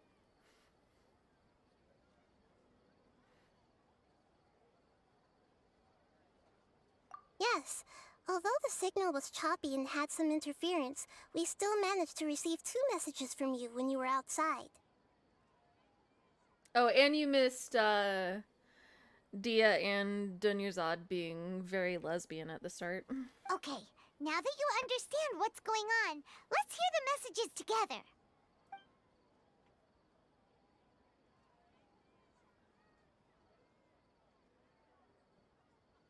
Can't go back. There are countless spaces here. Our Sub-Zero's festival in Sumeru City is just one of them. I've entered another space. Before me are flowing sandstone and howling fish. Impossible and surreal sights. All these spaces are empty, except for the occasional ones that contain mute puppets rather than people. I can't sense any human presence.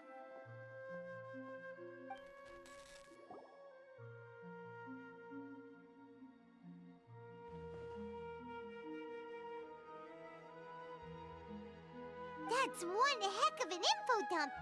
It sounds like you left the Sumeru City space when you set foot outside of the walls.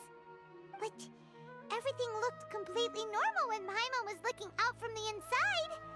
That's unbelievable. And if we take your word for it, the other spaces all had very weird contents. There's another part here. We only received it last night. These spaces have been disappearing, one after the other, absorbed by something like a sun in the sky. And now, even the final space has also disappeared. Behind me, a lot of spaces just appeared again from thin air. I get it now. Those spaces are actually...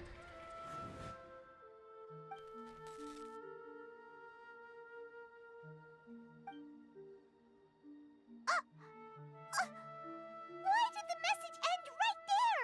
What did the Traveler want to say? What are those spaces?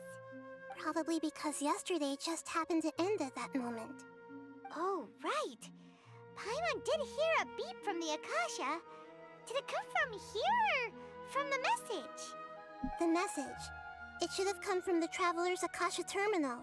After the beep, Traveler said even the final space has also disappeared. Traveler, what do you think that final space could have been?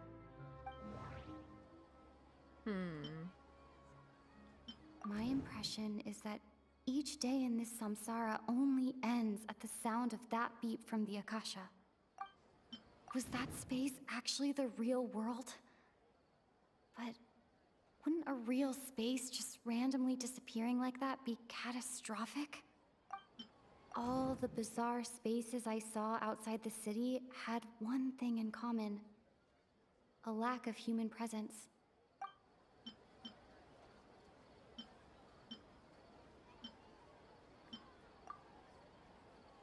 Oh, so that's what it is! After the sound of the beep, the final space, the Sub-Zero's festival, also disappears, and we're taken to the next day. Later on, Traveler also mentioned a bunch of new spaces materializing behind them. Do lots of new spaces appear every day? Paimon's head is spinning. Just what are these spaces anyhow? Well, consider this. For all the horrors of the Archon War, at its heart, it was just a game where a bunch of gods fought over 7 seats. So no matter how strange or spooky things may look on the surface, maybe all they point to in the end is a small and simple secret. Wow, the Archon War, huh? That's an analogy and a half.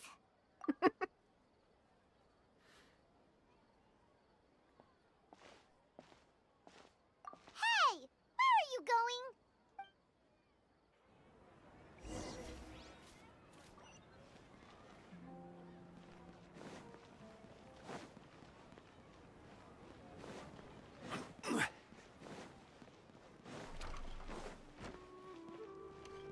Yeah, Charlie, you missed, Dunyarzad calling Dea something like her knight. It's a little bit longer than just knight, but it was very gay.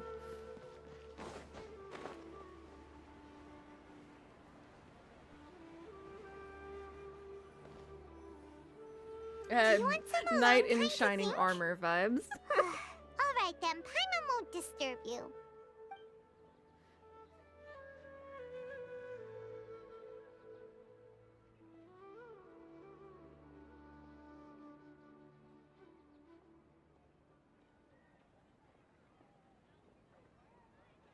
The dance of Sub-Zeros is about to begin. I'm going to go watch it. Okay. Why don't you go ahead, Dunyarzad? We still have some other stuff to do first. Okay then. See you later. Have you figured it out yet, Traveler? Time is ticking away. Awesome! What is it? Paimon wants to know. Oh, wait, no. Let's meet up with Nahida first. You can tell us both together. This time, we're gonna get to the truth.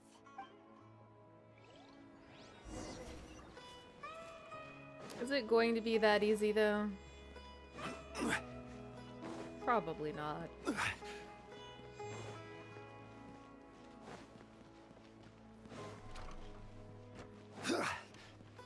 Oh, you see my new pet? I got a new pet. Isn't it cute?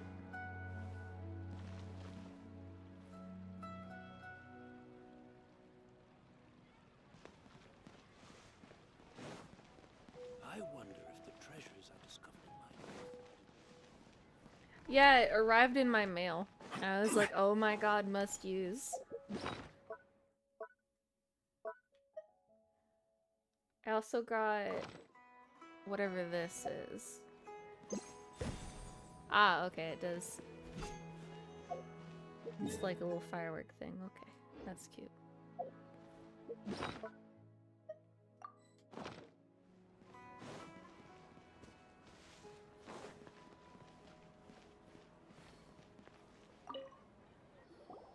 You're back! Yes. I've been waiting forever for you two. Judging by the looks on your faces, Are you ready to take your Sub-Zero's exam and graduate from the festival? Ask away, Miss Nahida. Okay. First off, have you discovered the hidden truth?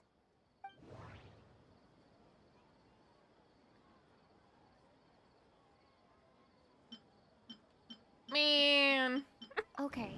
Nahida said, the Akasha relies on the power of a gnosis to operate, as it is the manifestation of the God of Wisdom's power. It compiles the wisdom of the entire populace, and it grants knowledge to the people. People in Sumeru don't dream. What?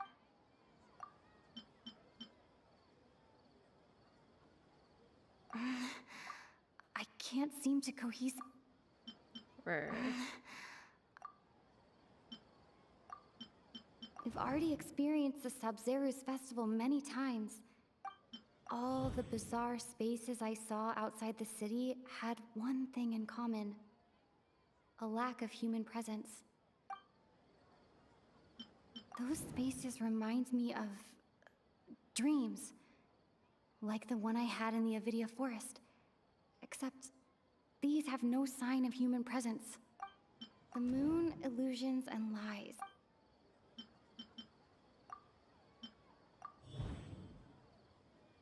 We are all in a dream.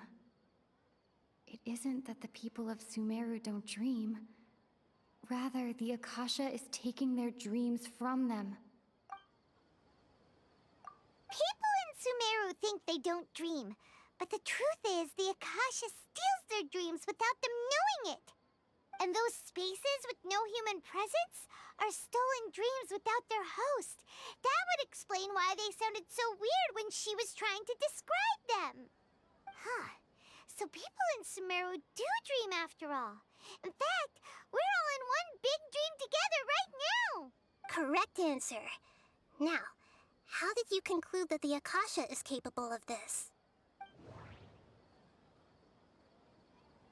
The Akasha relies on the power of a gnosis to operate. And it grants knowledge to the people.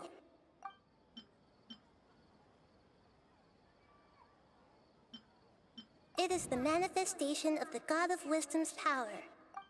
It compiles the wisdom of the entire populace. That doesn't sound right.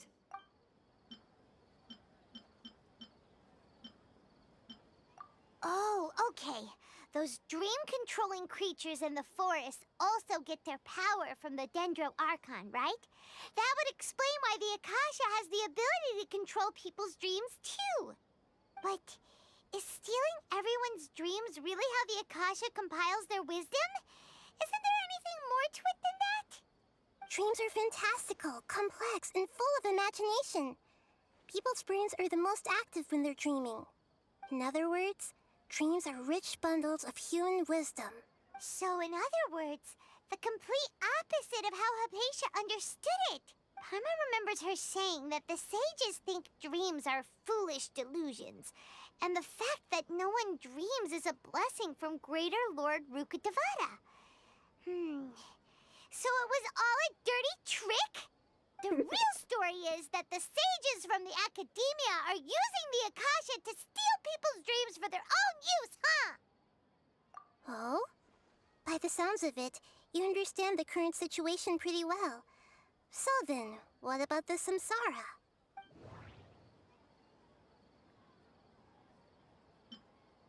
Grand Sage said, go celebrate the birth of that god to your heart's content.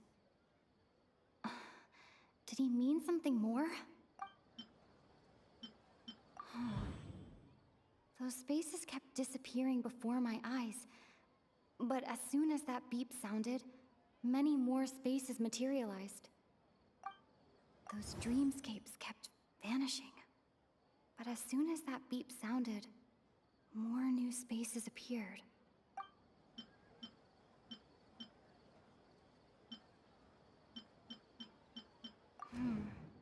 The beep is a prompt tone for Akasha operation. My mind feels exhausted. We've already experienced the Sub-Zero's...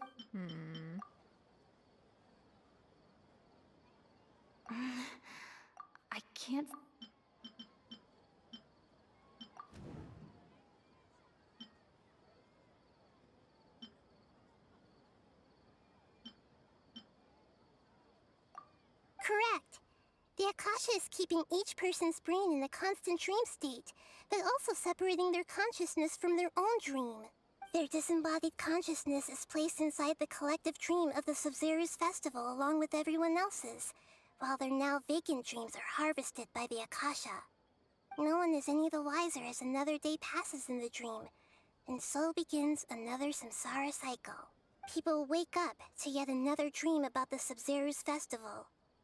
The dreams that belong to them are once again harvested by the Akasha, and so it continues. So, this is like a dream factory, and the Akasha is a dream harvesting machine. Did Paimon get that analogy right? Very good, Paimon. Using analogies well is an excellent habit to get into. Okay, so that beep we keep hearing is actually from our real-life Akasha terminals.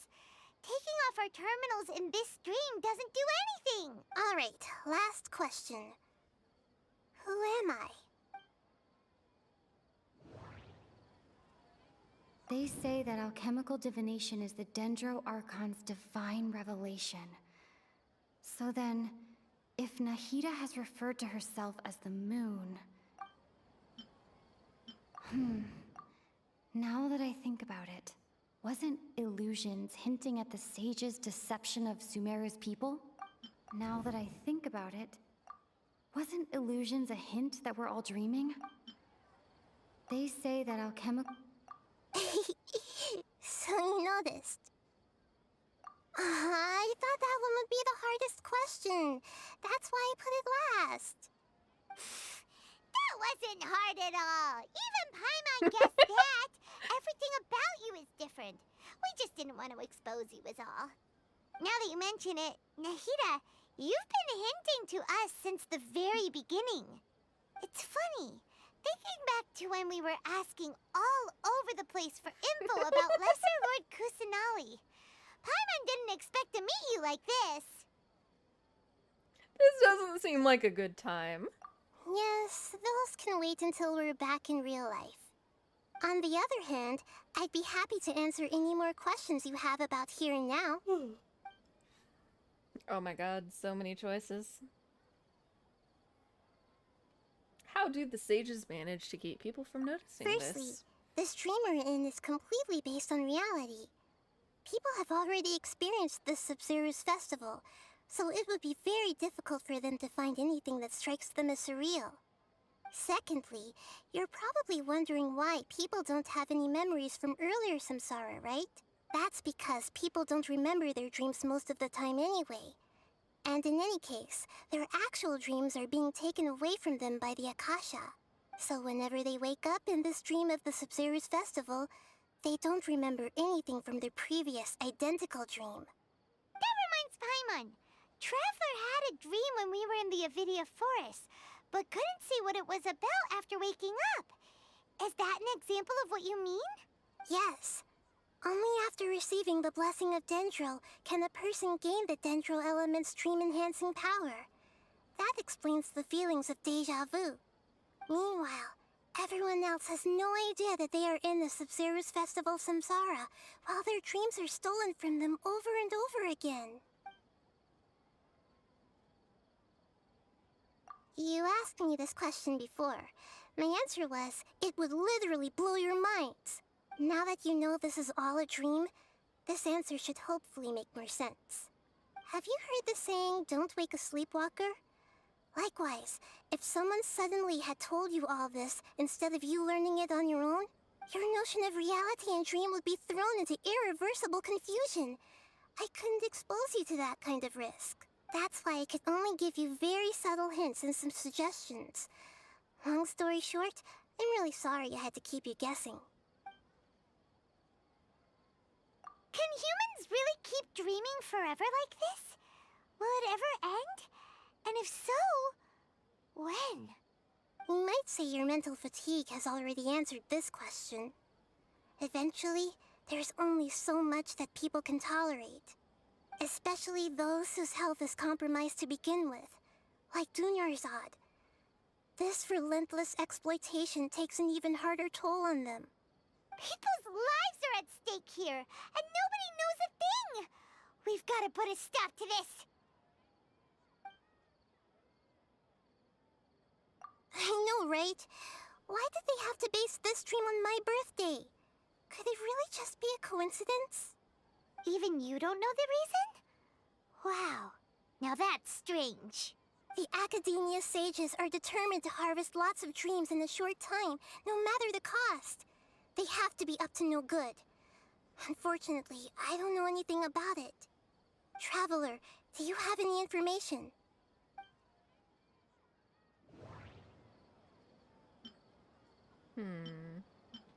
Grand Sage said, go celebrate the birth of that god to your heart's content. Those spaces remind me of... Okay, Nahida said... Celebrate the birth of that god? Could it mean...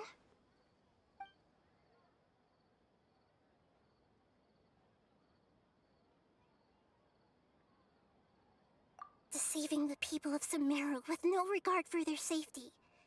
No matter what they're trying to do, this is unforgivable. After we end the Sub-Zero's festival, Samsara, we have to look into them. How can the sages of the Academia do this behind their Archon's back? This is ridiculous! In the end, I'm just the moon. The real sun is long gone. A sun and a moon? Nahida's talking in riddles again. Oh, we're out of time today. I'll tell you how to break free of the Samsara tomorrow. See you then. Paimon is so good at sounding very, very offended. Good morning, Nahida. Wait. Now that Paimon remembers everything, should we instead say good morning, Lesser Lord Kusanali? Hey!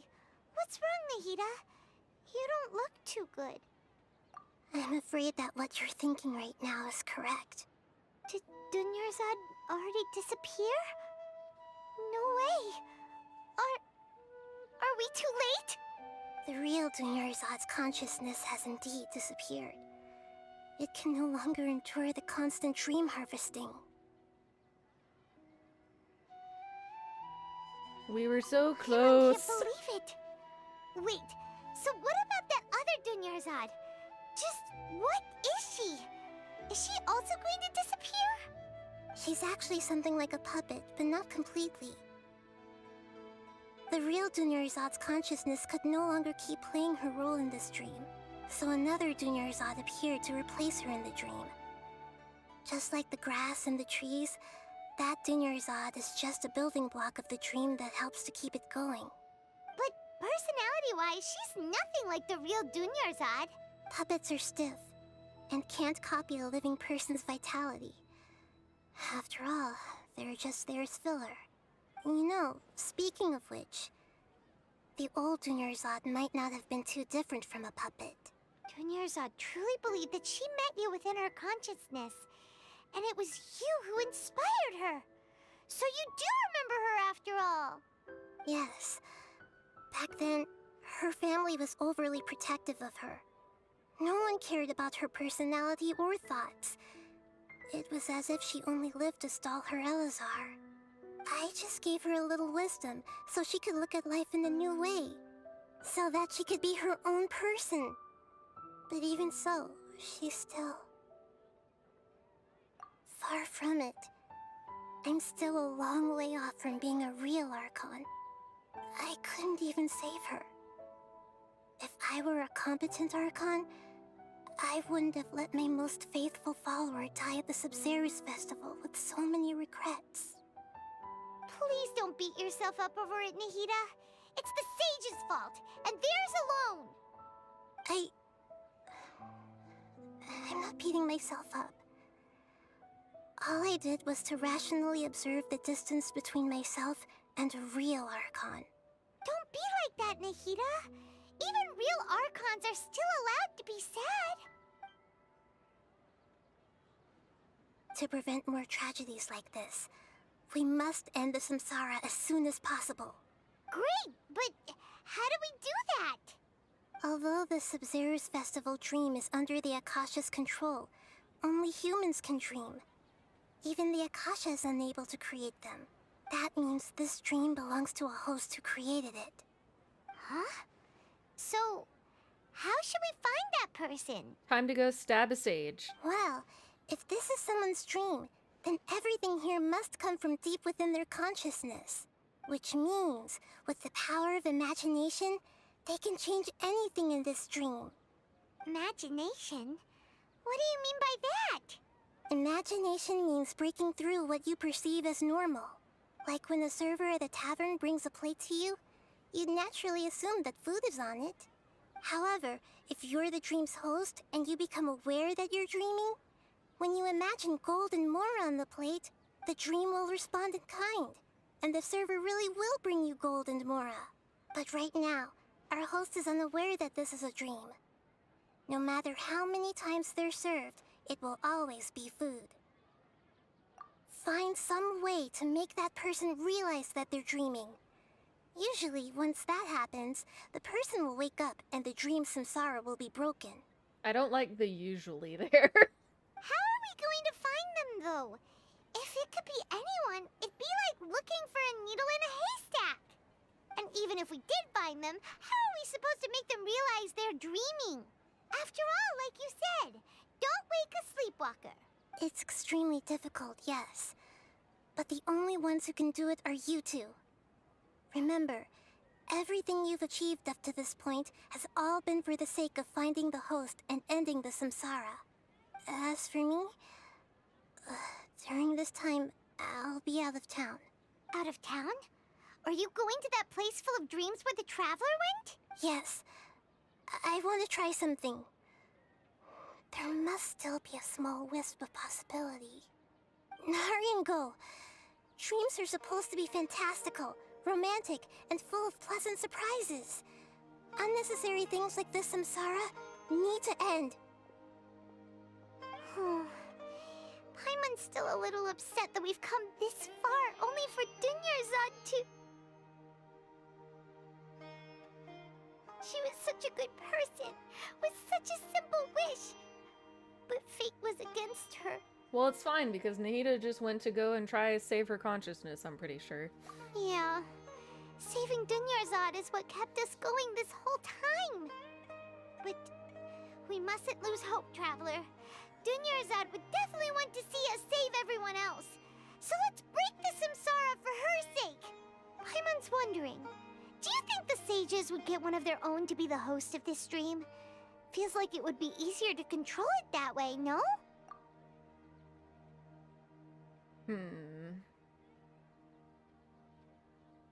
Knowing the plan, they'd probably become aware that they were dreaming. Huh. Yeah. That's true. Plus, the sages probably weren't counting on there being other factors beyond their control, like Nahida and us. So, who do you think the host of the dream is? The one with the strange getup. Maybe Ferris, the Knight of Flowers. Oh, that would make sense. Ferris, the Knight of Flowers, is a symbol of the whole Sub-Zero's festival, right? Pretty core character. Let's go ask him some questions, shall we?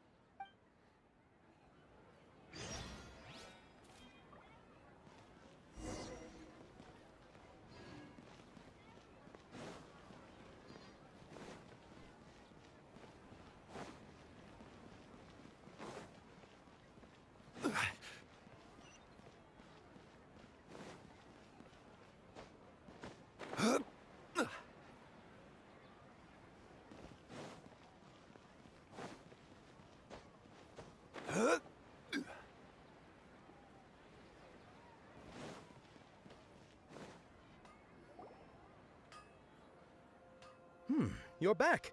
You left in a hurry last time. Is everything okay? Everything's fine. Just, it's a little hard to explain. Would you mind taking part in a little experiment with us? An experiment? That came out of nowhere.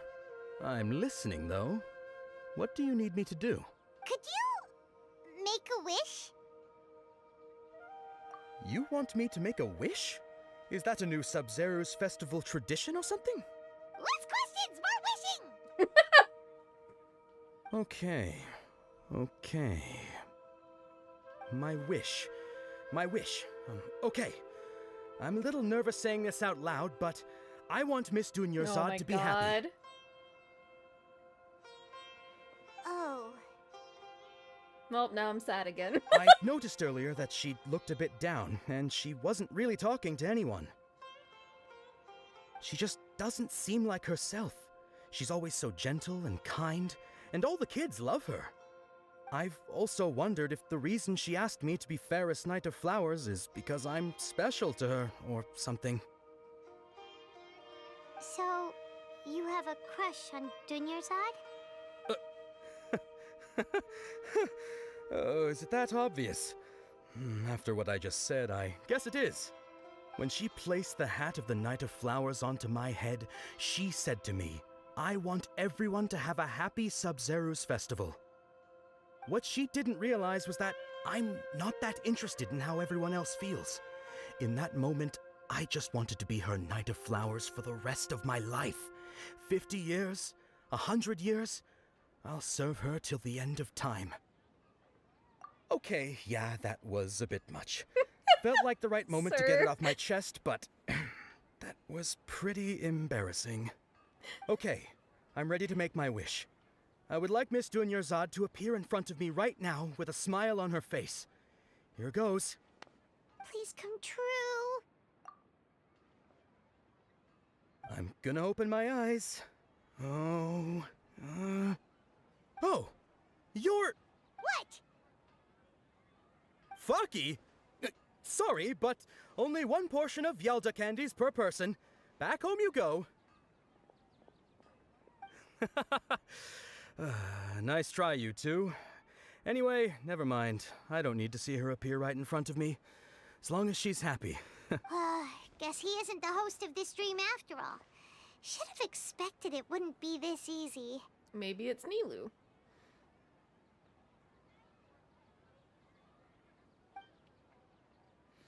It seems like everyone who knows Dunyarzad loves her.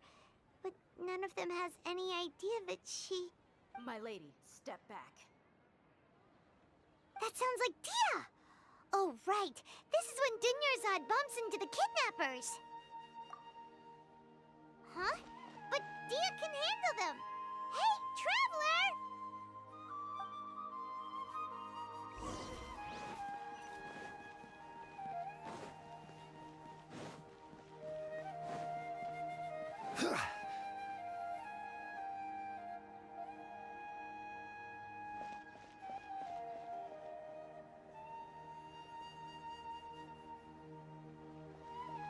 Oh, it's you. Great timing.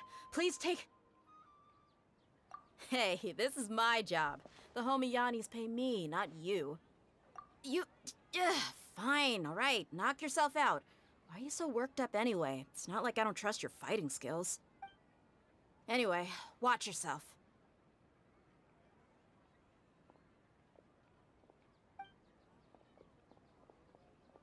So you got yourself some backup. Suit yourself. You're going down. I will have order. Eat meatballs. Gather. Fall in. Oops, wrong button. Who wants some of this? You want this one? Bam!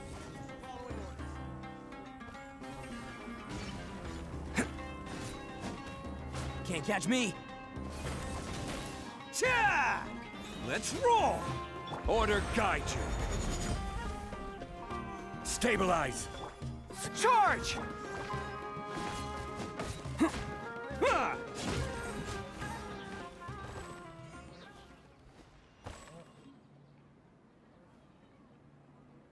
Traveler, were you just taking your anger out on those guys?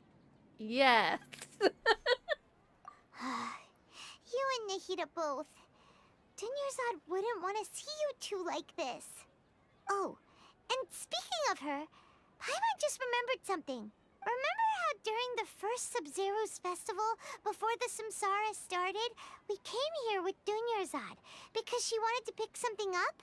She said it was because she had forgotten something.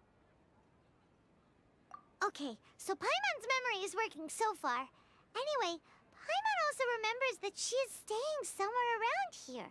She pointed it out to us the night before the Sub-Zero's festival. Maybe it'll give us some clues. Yeah, even if it's only a tiny clue, it'll probably still help us more than this needle in a haystack search. This is the place. It's rude to enter other people's spaces without permission, but desperate times call for desperate measures. Hey, the windows are unlocked. Okay, Paimon's gonna take a peek inside.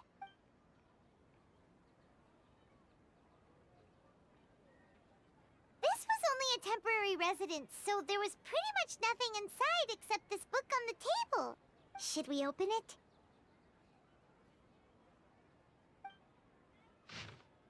Oh my goodness, that's long. I am not reading all that out loud.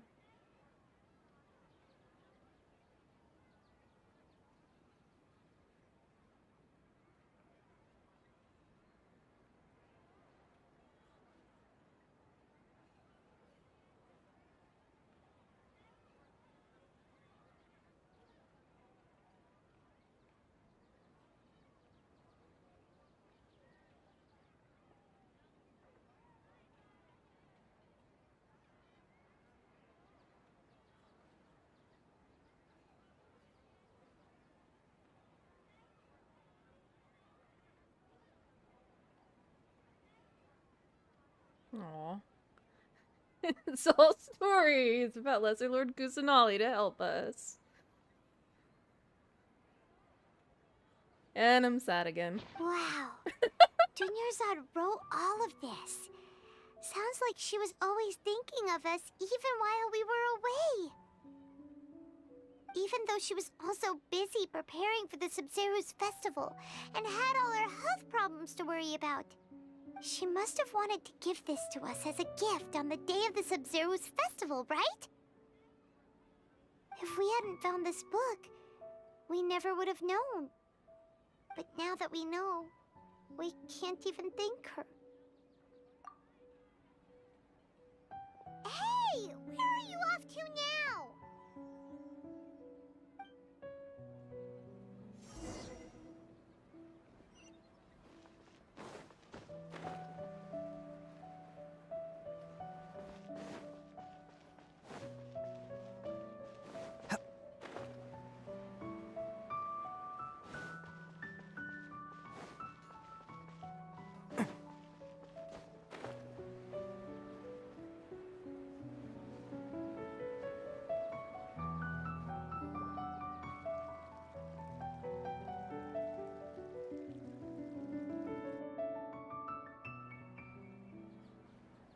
It's Dunyarzad's puppet.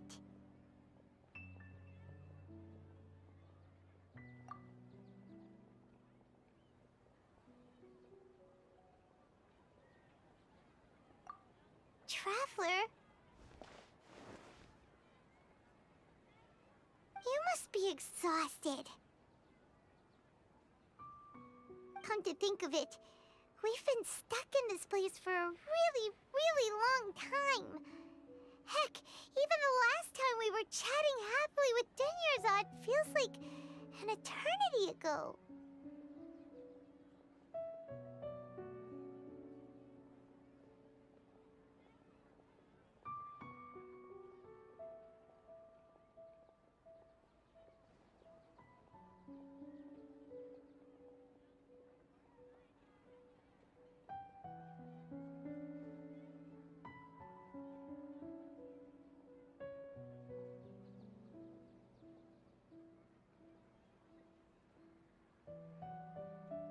Paimon still remembers when we were sitting here, and the way her eyes sparkled when she talked about Nilou's Dance of Sub-Zerus.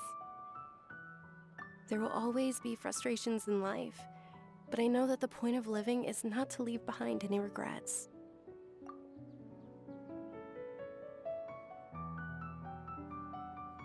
That was what the real Dunyarzad said, wasn't it? Does that mean... Yes, Traveler. What is it? Oh, so she's still just a puppet. But just now, how come... Let's go, Paimon. Where are we going this time? We're gonna make Nilou dance, bitch!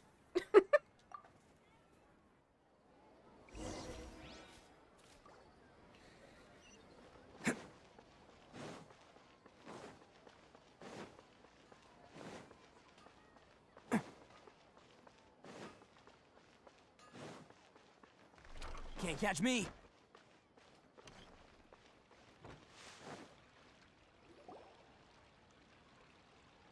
If you continue to resist, we will have to order an investigation into every single event organizer. The Grand Sage has already granted you much leniency. I advise that you exercise tact. How did things turn out like this?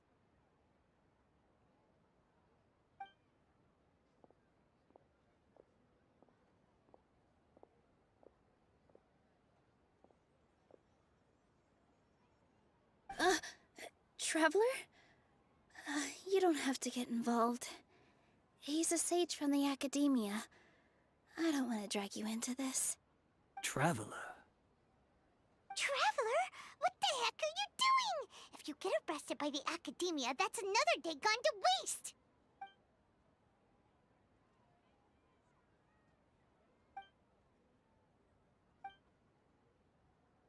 Wait, they're not reacting. Have they been scared stiff?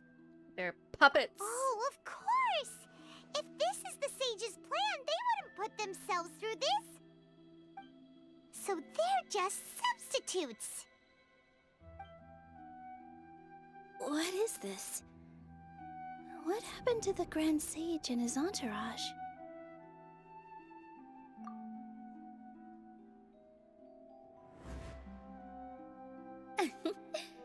Like I said, they symbolize the goddess of flowers. It's just a shame that all the real Padisaras went extinct after her death. Yes. The Greater Lord brought forth new Padisaras in memory of the goddess of flowers. But she ultimately could never truly replicate that beautiful shade of purple.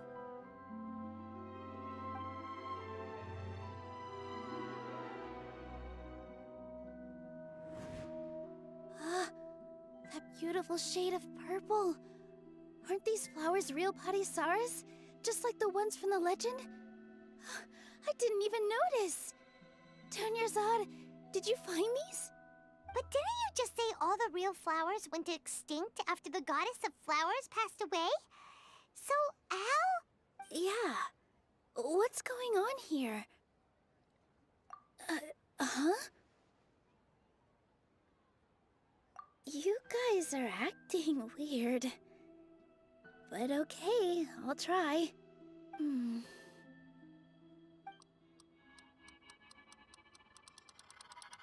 Hey!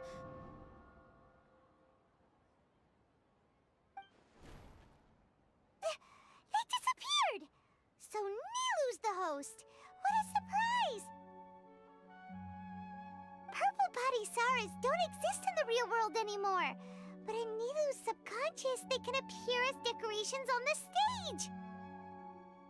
It's just like the example Nahida told us. People assumed there will be food on a plate, and Nilou assumed there would be real Padisaras in the flower pots. So when you saw the flowers, you instantly knew it was Nilou? But if we want to end the samsara, we need the host to become aware that they're dreaming. Well, I'm very sure that Nilou can hear every word you're saying, Paimon. How should we make Nilou realize that? Am I dreaming? Huh? Exactly. So I'm right. Is this Lesser Lord Kusanali responding to our celebration of the Sabzeruz festival? Nope. Wrong guess, but you aren't completely wrong either. The point is, what made you think this is a dream? As far as you know, people in Sumeru don't dream, right? Yeah, but have you heard the tale of the first sage?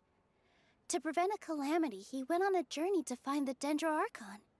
Ooh, sounds familiar. Dunyarzad told us a story like that when we first arrived in Sumeru City. So it was about the first sage, huh? Yep, but in the part you heard, he hadn't become the first sage yet. There's more to the story. His piety and wisdom were acknowledged by the Dendro Archon, and she finally gave her blessing to him. All kinds of spectacular scenes appeared in front of the first sage, as if all the knowledge in the world was being painted onto a canvas right before him. He was captivated. After who knows how long, he mastered all the knowledge he could comprehend.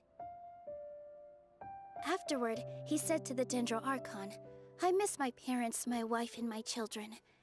I've been away from home for far too long. They must be worried." The Dendro Archon smiled. The next second, the sage found himself lying in his bed, as if he had just woken up from a dream. His wife, lying next to him, said, "You're off to search for the Dendro Archon today, aren't you? Have a safe journey, my love." In the end, the first sage took care of many disasters in Sumeru City and founded the Academia. What a happy ending. So, the first sage was dreaming ever since the beginning of the story? He never went on his journey? Yes, but his faith and determination were conveyed to the Dendro Archon, so she blessed him in the form of a dream. Paimon understands where you're coming from now. That's a really interesting connection. But we really gotta wake up soon, like the sage in the story! Now that Nilu is aware of it. I see. Well, it just so happens that today's Sub-Zero's festival is almost over, too.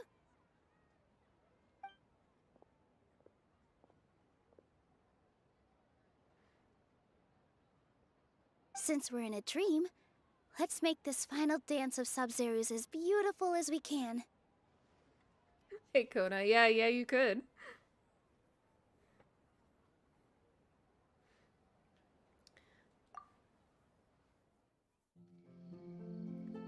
Oh yay, it's an actual like cutscene.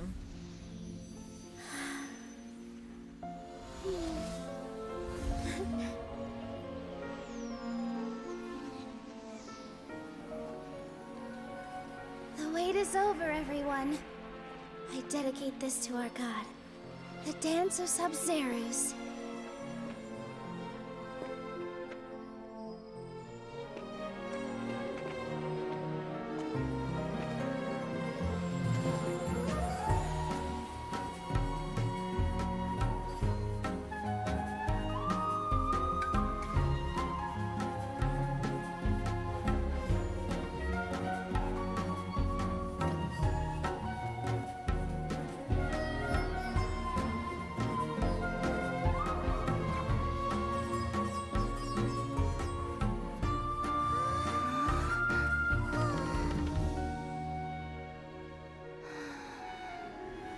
I'd be lying if I said I had no regrets. I would have loved to see Nilu's dance. Rude!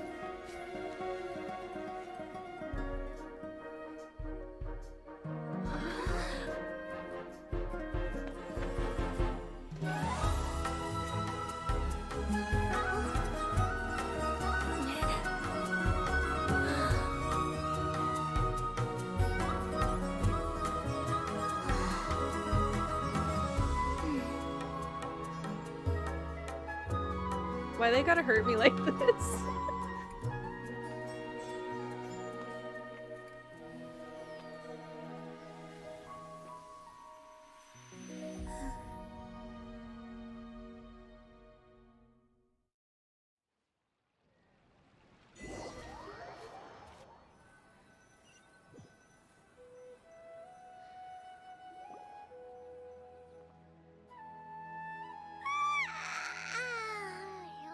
Good morning, traveler. Oh, Paimon feels like she's been asleep for the longest time. My head hurts. Paimon's head feels super heavy. Did we oversleep? Do you even remember going to sleep last night? Paimon thinks it was after the Sub-Zero's festival. The Sub-Zero's festival! Have we finally escaped from the Sub-Zero Samsara? Quick! Take off your Akasha terminal! Oh god.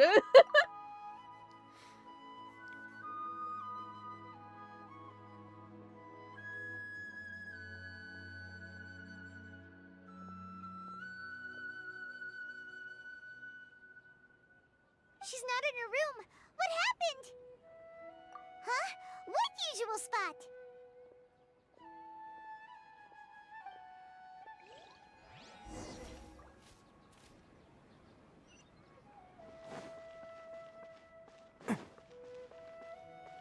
Can't catch me. Nani? Well done, Traveler and Paimon. Okay, I was not expecting Nahida's voice to come out of Catherine's body. And thank you, Dunyarzad, for organizing the Sub-Zero's festival for me. I'm sorry, who are... Dunyarzad! You're okay! Oh, don't scare us like that! Oh, Traveler Paimon. I have something amazing to tell you. I just had a dream, and I saw Nilou performing the dance of Sub-Zeros.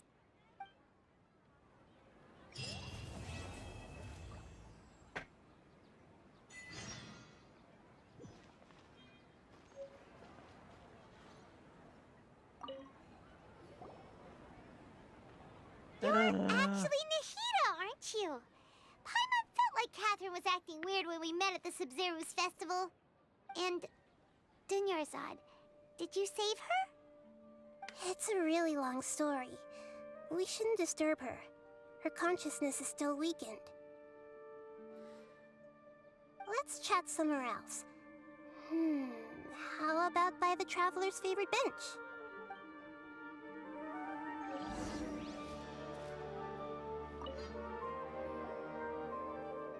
What's going on? Why are you two so excited to see me? Hasn't it only been a night? No. It's actually been much longer than that. Oh? Strange. Was I really asleep that long? No wonder I have such a headache. Well, I guess for now she gets to survive to continue being lesbian. That's good.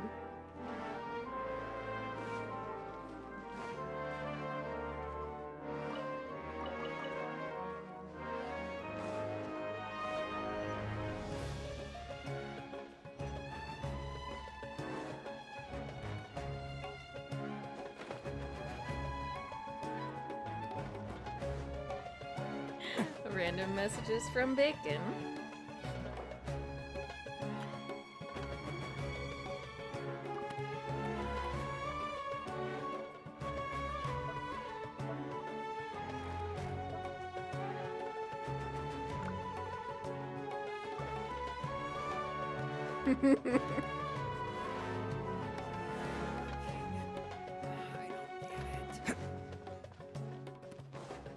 Now I want to eat some bacon, though.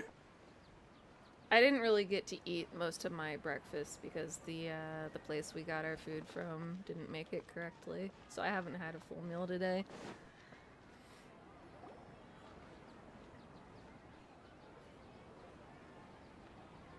Let's talk about Dunyarzad first. It's such a relief that she's alright. After we parted on the last day of the Sub-Zero's festival, I left the city and saw what the Traveler had described. Among the countless dreams, I found one that was growing fainter and fainter. This proved my suspicion. Once Dunyarzad could no longer bear the Akasha harvesting her dreams, her consciousness began to dissipate. But this also meant it escaped the Akasha's control. Such a small fragment of consciousness can't last for very long, though.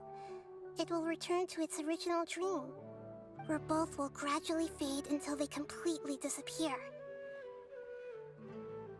I used all the power I had to keep her dying dream alive as long as possible, but it still wouldn't have lasted for much longer if it hadn't been for you two breaking the samsara. So So it looks like we did manage to save Dunyarzad in the end.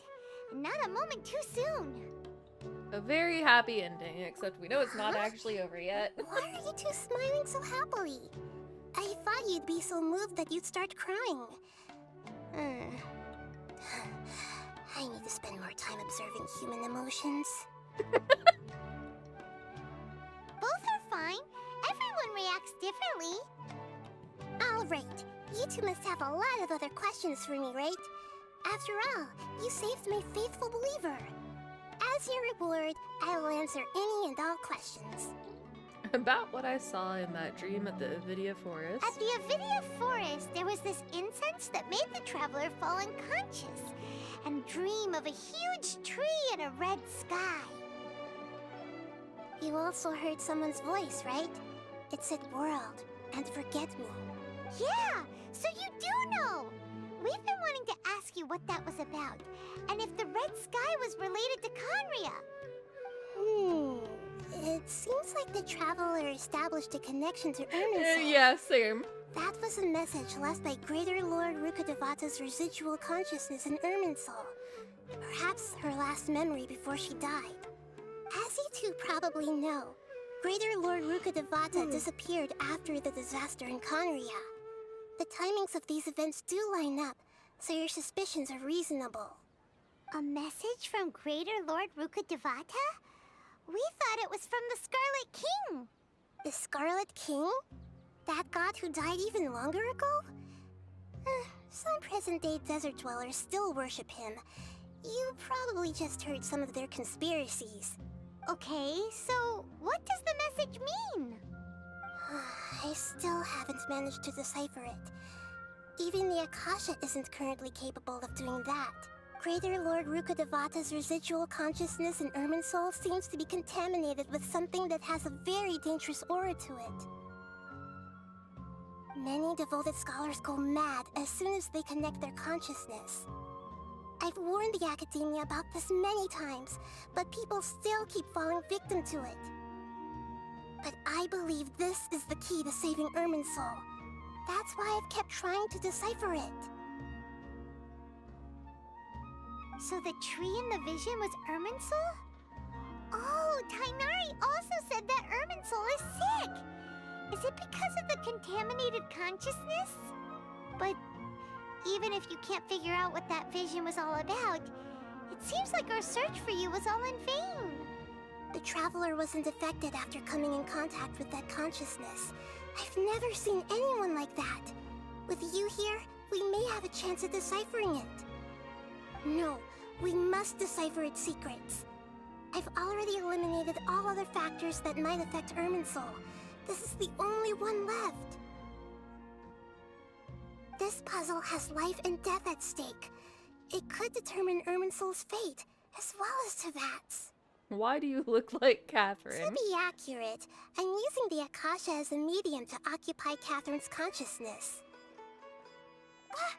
How did you do that? Poor Catherine.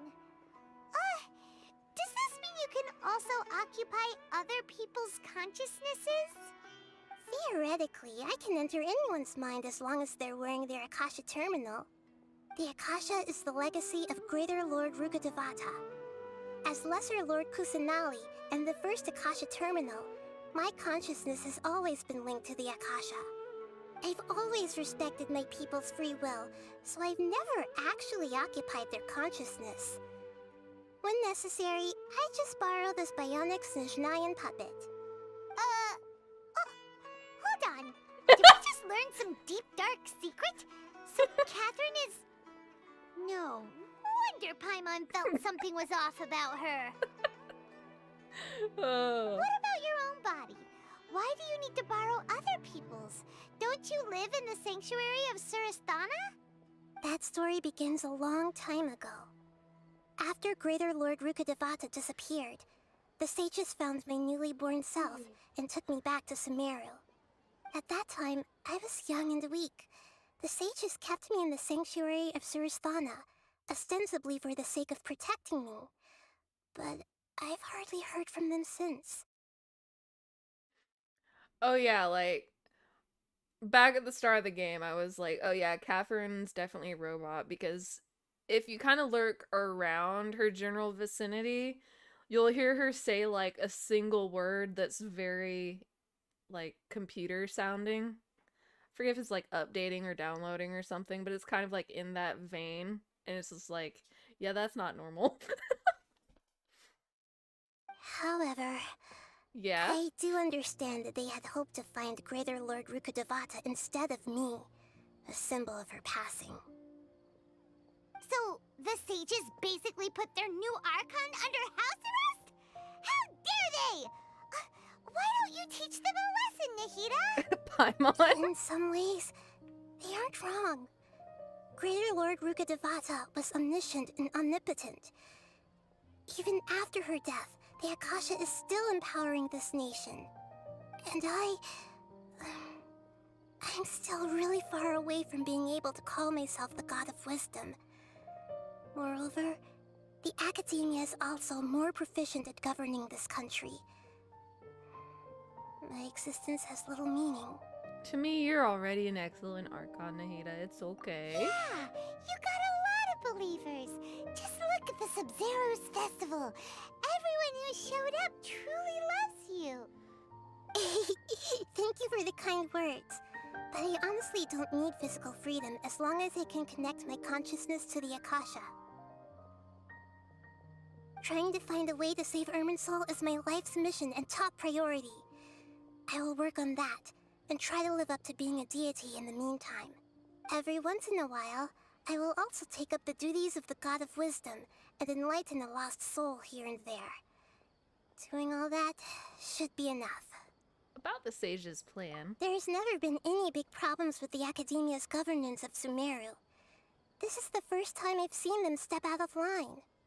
I wonder what caused them to go down this path, and what they hope to achieve. I blame the Fatui. Even though the city's residents haven't noticed anything strange, if the Traveler hadn't broken the Sub-Zero's samsara, the situation could have become dire. I tried to do some investigating in the Akasha, but I couldn't find anything suspicious. And all the people of interest seem to purposely avoid wearing their Akasha terminals. I think they're deliberately trying to hide something. Oh, that reminds Paimon. In Gandharvaville, there was a sage who had invited Tainari to join some kind of project. Could it be related? Regardless, I need to first investigate the sage's motives, make things right, and punish them if needed. But I'll have to be discreet, or they'll see me coming. No one has realized the issue with the Akasha? You mean how the Akasha stops you from having dreams? Yeah, it's been such a long time. No one's noticed something's up? It's not that no one noticed. It's more like no one cared. Ultimately, it's all rooted in the sage's misdirection. Misdirection? The sages convinced everyone to believe that being unable to dream is a sign of rationality and wisdom. Not dreaming is a badge of honor in Sumeru, even if the truth is that their dreams are being reaped by the Akasha. With their propaganda in place, the sages can maximize their use of the Akasha to facilitate their research. Besides, Greater Lord Rukkhadevata must have created the Akasha in the hopes that it could be used to its full potential. That's why I've never come out strongly against this. Anyway, the perspective advocated by the sages drowned out any voices of doubt. By now, even those who never use Akasha terminals find it too shameful and embarrassing to talk about their dreams. Got it. I hope my answers were satisfactory, seekers of knowledge. To be honest, maintaining Dunyarzad's fading dream took a lot of mental energy. I think I may need to rest for a while. Oh, and you don't need to worry too much about the sage's activities for now. The Akasha won't be able to conduct another project on the scale of the Sub-Zero's samsara in the immediate future. Go and get some sleep. Leave everything to us. What a relief. This is truly the most exhausting birthday I've ever had. Traveler? Paimon? why am I here? Do either of you know? Maybe you were sleepwalking. You know you can't wake up a sleepwalker. We happened to walk by, so we thought we'd wait for you to wake up. Traveler's expression. I see. Huh. I should visit my maintenance personnel sometime. Oh, I'm fine. I better go. Thank you.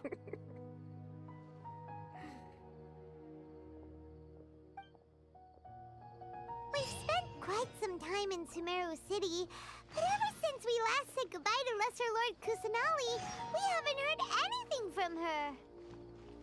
Oh, we can't just keep waiting around like this. Let's go find Catherine and pick up some work so we can at least keep ourselves busy.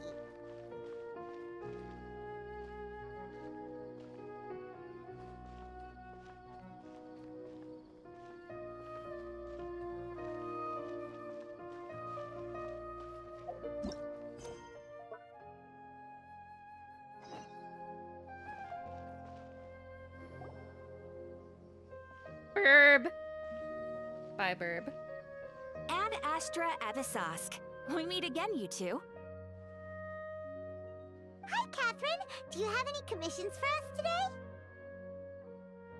Commissions, huh? Let me think. Oh, how about this? Please attend the Academia's Academic Symposium this afternoon and recite a love poem on stage. What? Wait, say what now? And if possible, please also use your camera to capture the reaction of the audience upon finishing the poem. What? Huh? What kind of commission is that? The audience would definitely have a reaction. I see. It appears that you're not interested in this commission. Nope. In that case, please go to Port Ormos and convince the Eremites there to spend some time volunteering at the local orphanage. What? Hey, that's not any better. Isn't that just asking for a beating? Mercenaries and orphanages really don't go together. I'm sure the mercenaries will have some interesting reactions as well. Are you? Paimon's gotta ask. Just who exactly has been submitting these commissions to the Adventurers Guild?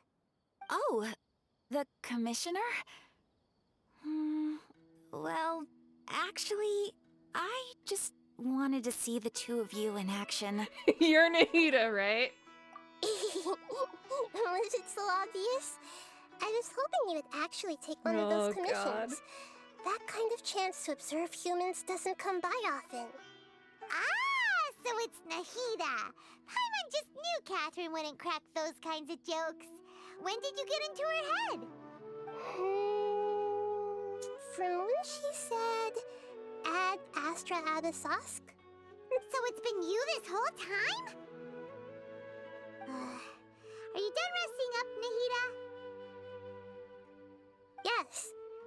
I've been sleeping ever since we parted ways, and I even had a really, really long dream. What did you dream It about? was another dream about the Sub-Zerus Festival, except it was a happy one. Well, good. In my dream, I was sitting in the middle of a flower terrace, and everyone in Sumeru City was holding hands as they danced in circles around me. They danced round and round, and everyone looked really happy. I also got to sit on a gigantic flower carriage. Ferris, the Knight of Flowers, raised me really, really high above the ground, and I was throwing an endless amount of Yalda candies at the children. You know, Nahida, maybe your dream is how the Sub-Zerus Festival really should be. It's meant to be a joyous time where everyone gets together to celebrate your birthday. But in reality... Huh? Wasn't I describing a really happy dream? Why are you both looking at me like that? Wait, could this be an example of the emotion known as pity? No, we aren't pitying you. That would only make everything worse. We just don't want you to feel too sad. By the way, have you had a chance to visit Dunyarzad? How's she doing? The Homianis haven't allowed any visitors after the festival, so we haven't been able to check on her. Yes, I paid her a visit right after I woke up. She was resting at the time. Her condition is stabilized. However, since Elazar is a manifestation of the withering on the human body, we can only cure it by finding a way to take care of Irminsul's own withering. But for the moment, our top focus should still be figuring out what the sages are up to and what they're planning. Right. Who knows what'll happen if they manage to pull off another scheme like the Samsara of the Sub-Zero's festival? So our first priority should be investigating and putting a stop to the sages' activities. As for how we should pull that off, let's discuss it somewhere else. There are too many adventurers around here. Oh, good point. Sorry, adventurers. We're gonna be borrowing Catherine for a little while. I think that's my favorite expression that they give the traveler. Also, holy shit, Paimon looks up to no good with that expression and the placement of her hand.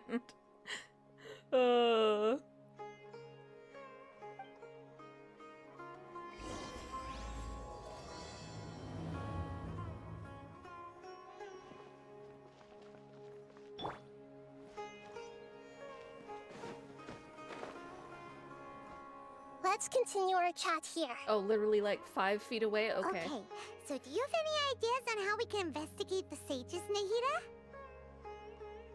Actually, I've already done a little bit of work on that. But for now, I want to hear your thoughts.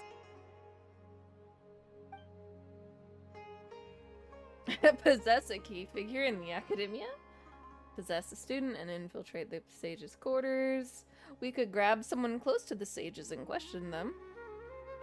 How possess a student and infiltrate the sage's quarters? That couldn't go terribly right. No way, that's too risky. You mean it'd be too easy to get caught? No, it's not that. We shouldn't involve innocent students in this. A single mistake could completely ruin their lives. Duh. Doing that would be ignoring the safety of my people for my own selfish goals. How is that any different from what the sages are doing? That's a good point. Spoken like the god of Sumeru. Possess a key figure in the academia? I've already tried that. But all the key members of the academia, even the core 30 guards, intentionally avoid wearing their Akasha terminals. It seems that from the very beginning, they've been guarding against info leaks from the Akasha. Of course, it could also be because they're wary of me. Have you already caught the sage's attention? I'm guessing not yet, but distrusting me would make perfect sense if they've ever paid attention to the urban legends about me. In any case, I probably can't take over their minds directly. We're in the dark as of now. Since we still don't know anything about their goals, any rash move could tip them off and lead to terrible consequences. After all, every person in Sumeru City is one of their hostages. Are we really out of ideas? Nahida, you're super smart, so you already have something in mind, right? Don't keep us in suspense. Spill the beans already. According to a popular theory from the Vahumana Darshan of the Academia, rejecting impractical motions at the beginning of a planning session will give more weight to the actual proposal. What? Okay, but aren't you the god of wisdom? You don't have to use that kind of gimmick to make us take your ideas seriously. Well, I've been thinking that if I can't directly possess the leaders, and if I can't get ordinary people involved, then I should find someone who's already involved, but hasn't decided to side with the sages.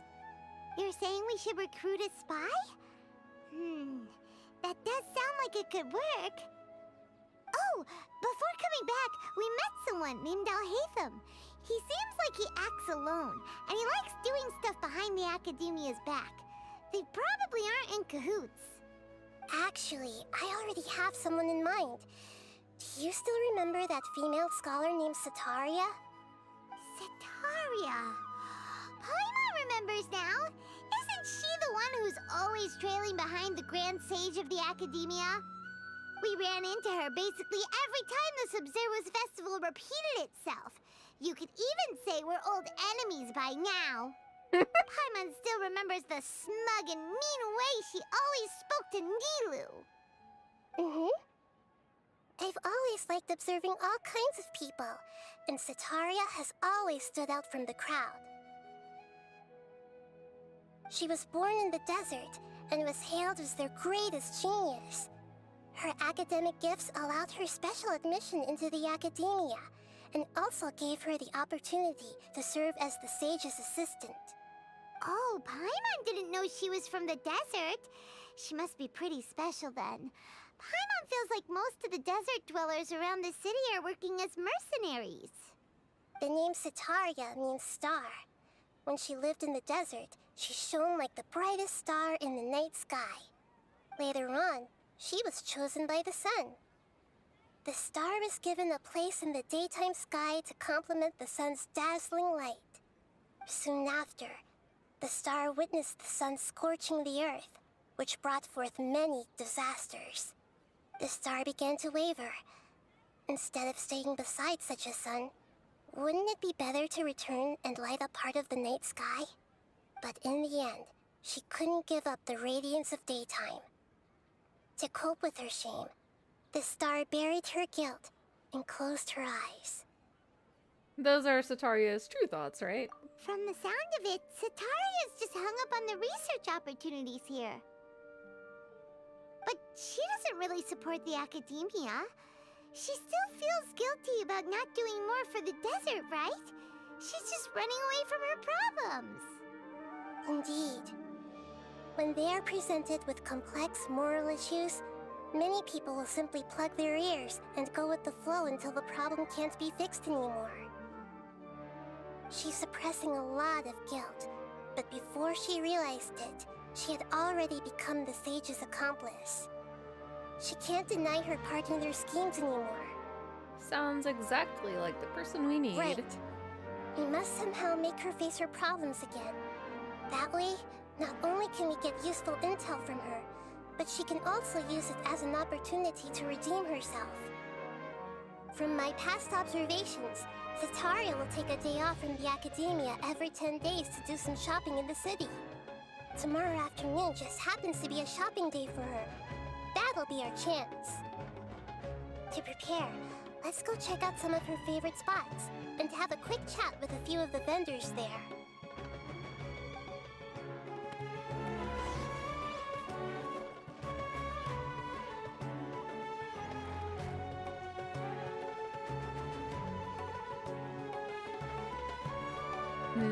I think for now, I'm going to call it a night.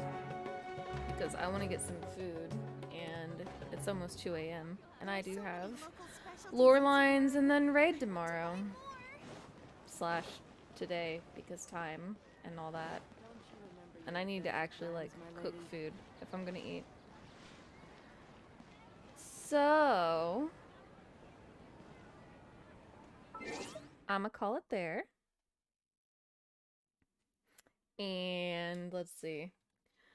I'll be on lore lines tomorrow, assuming that I wake up in time. And then after that, we're going to be doing Pandemonium re-clears.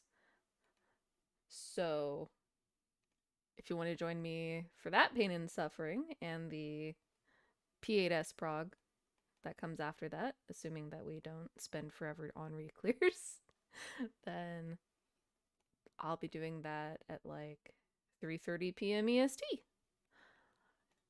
But until then, thanks for hanging out with me, and I will see y'all later.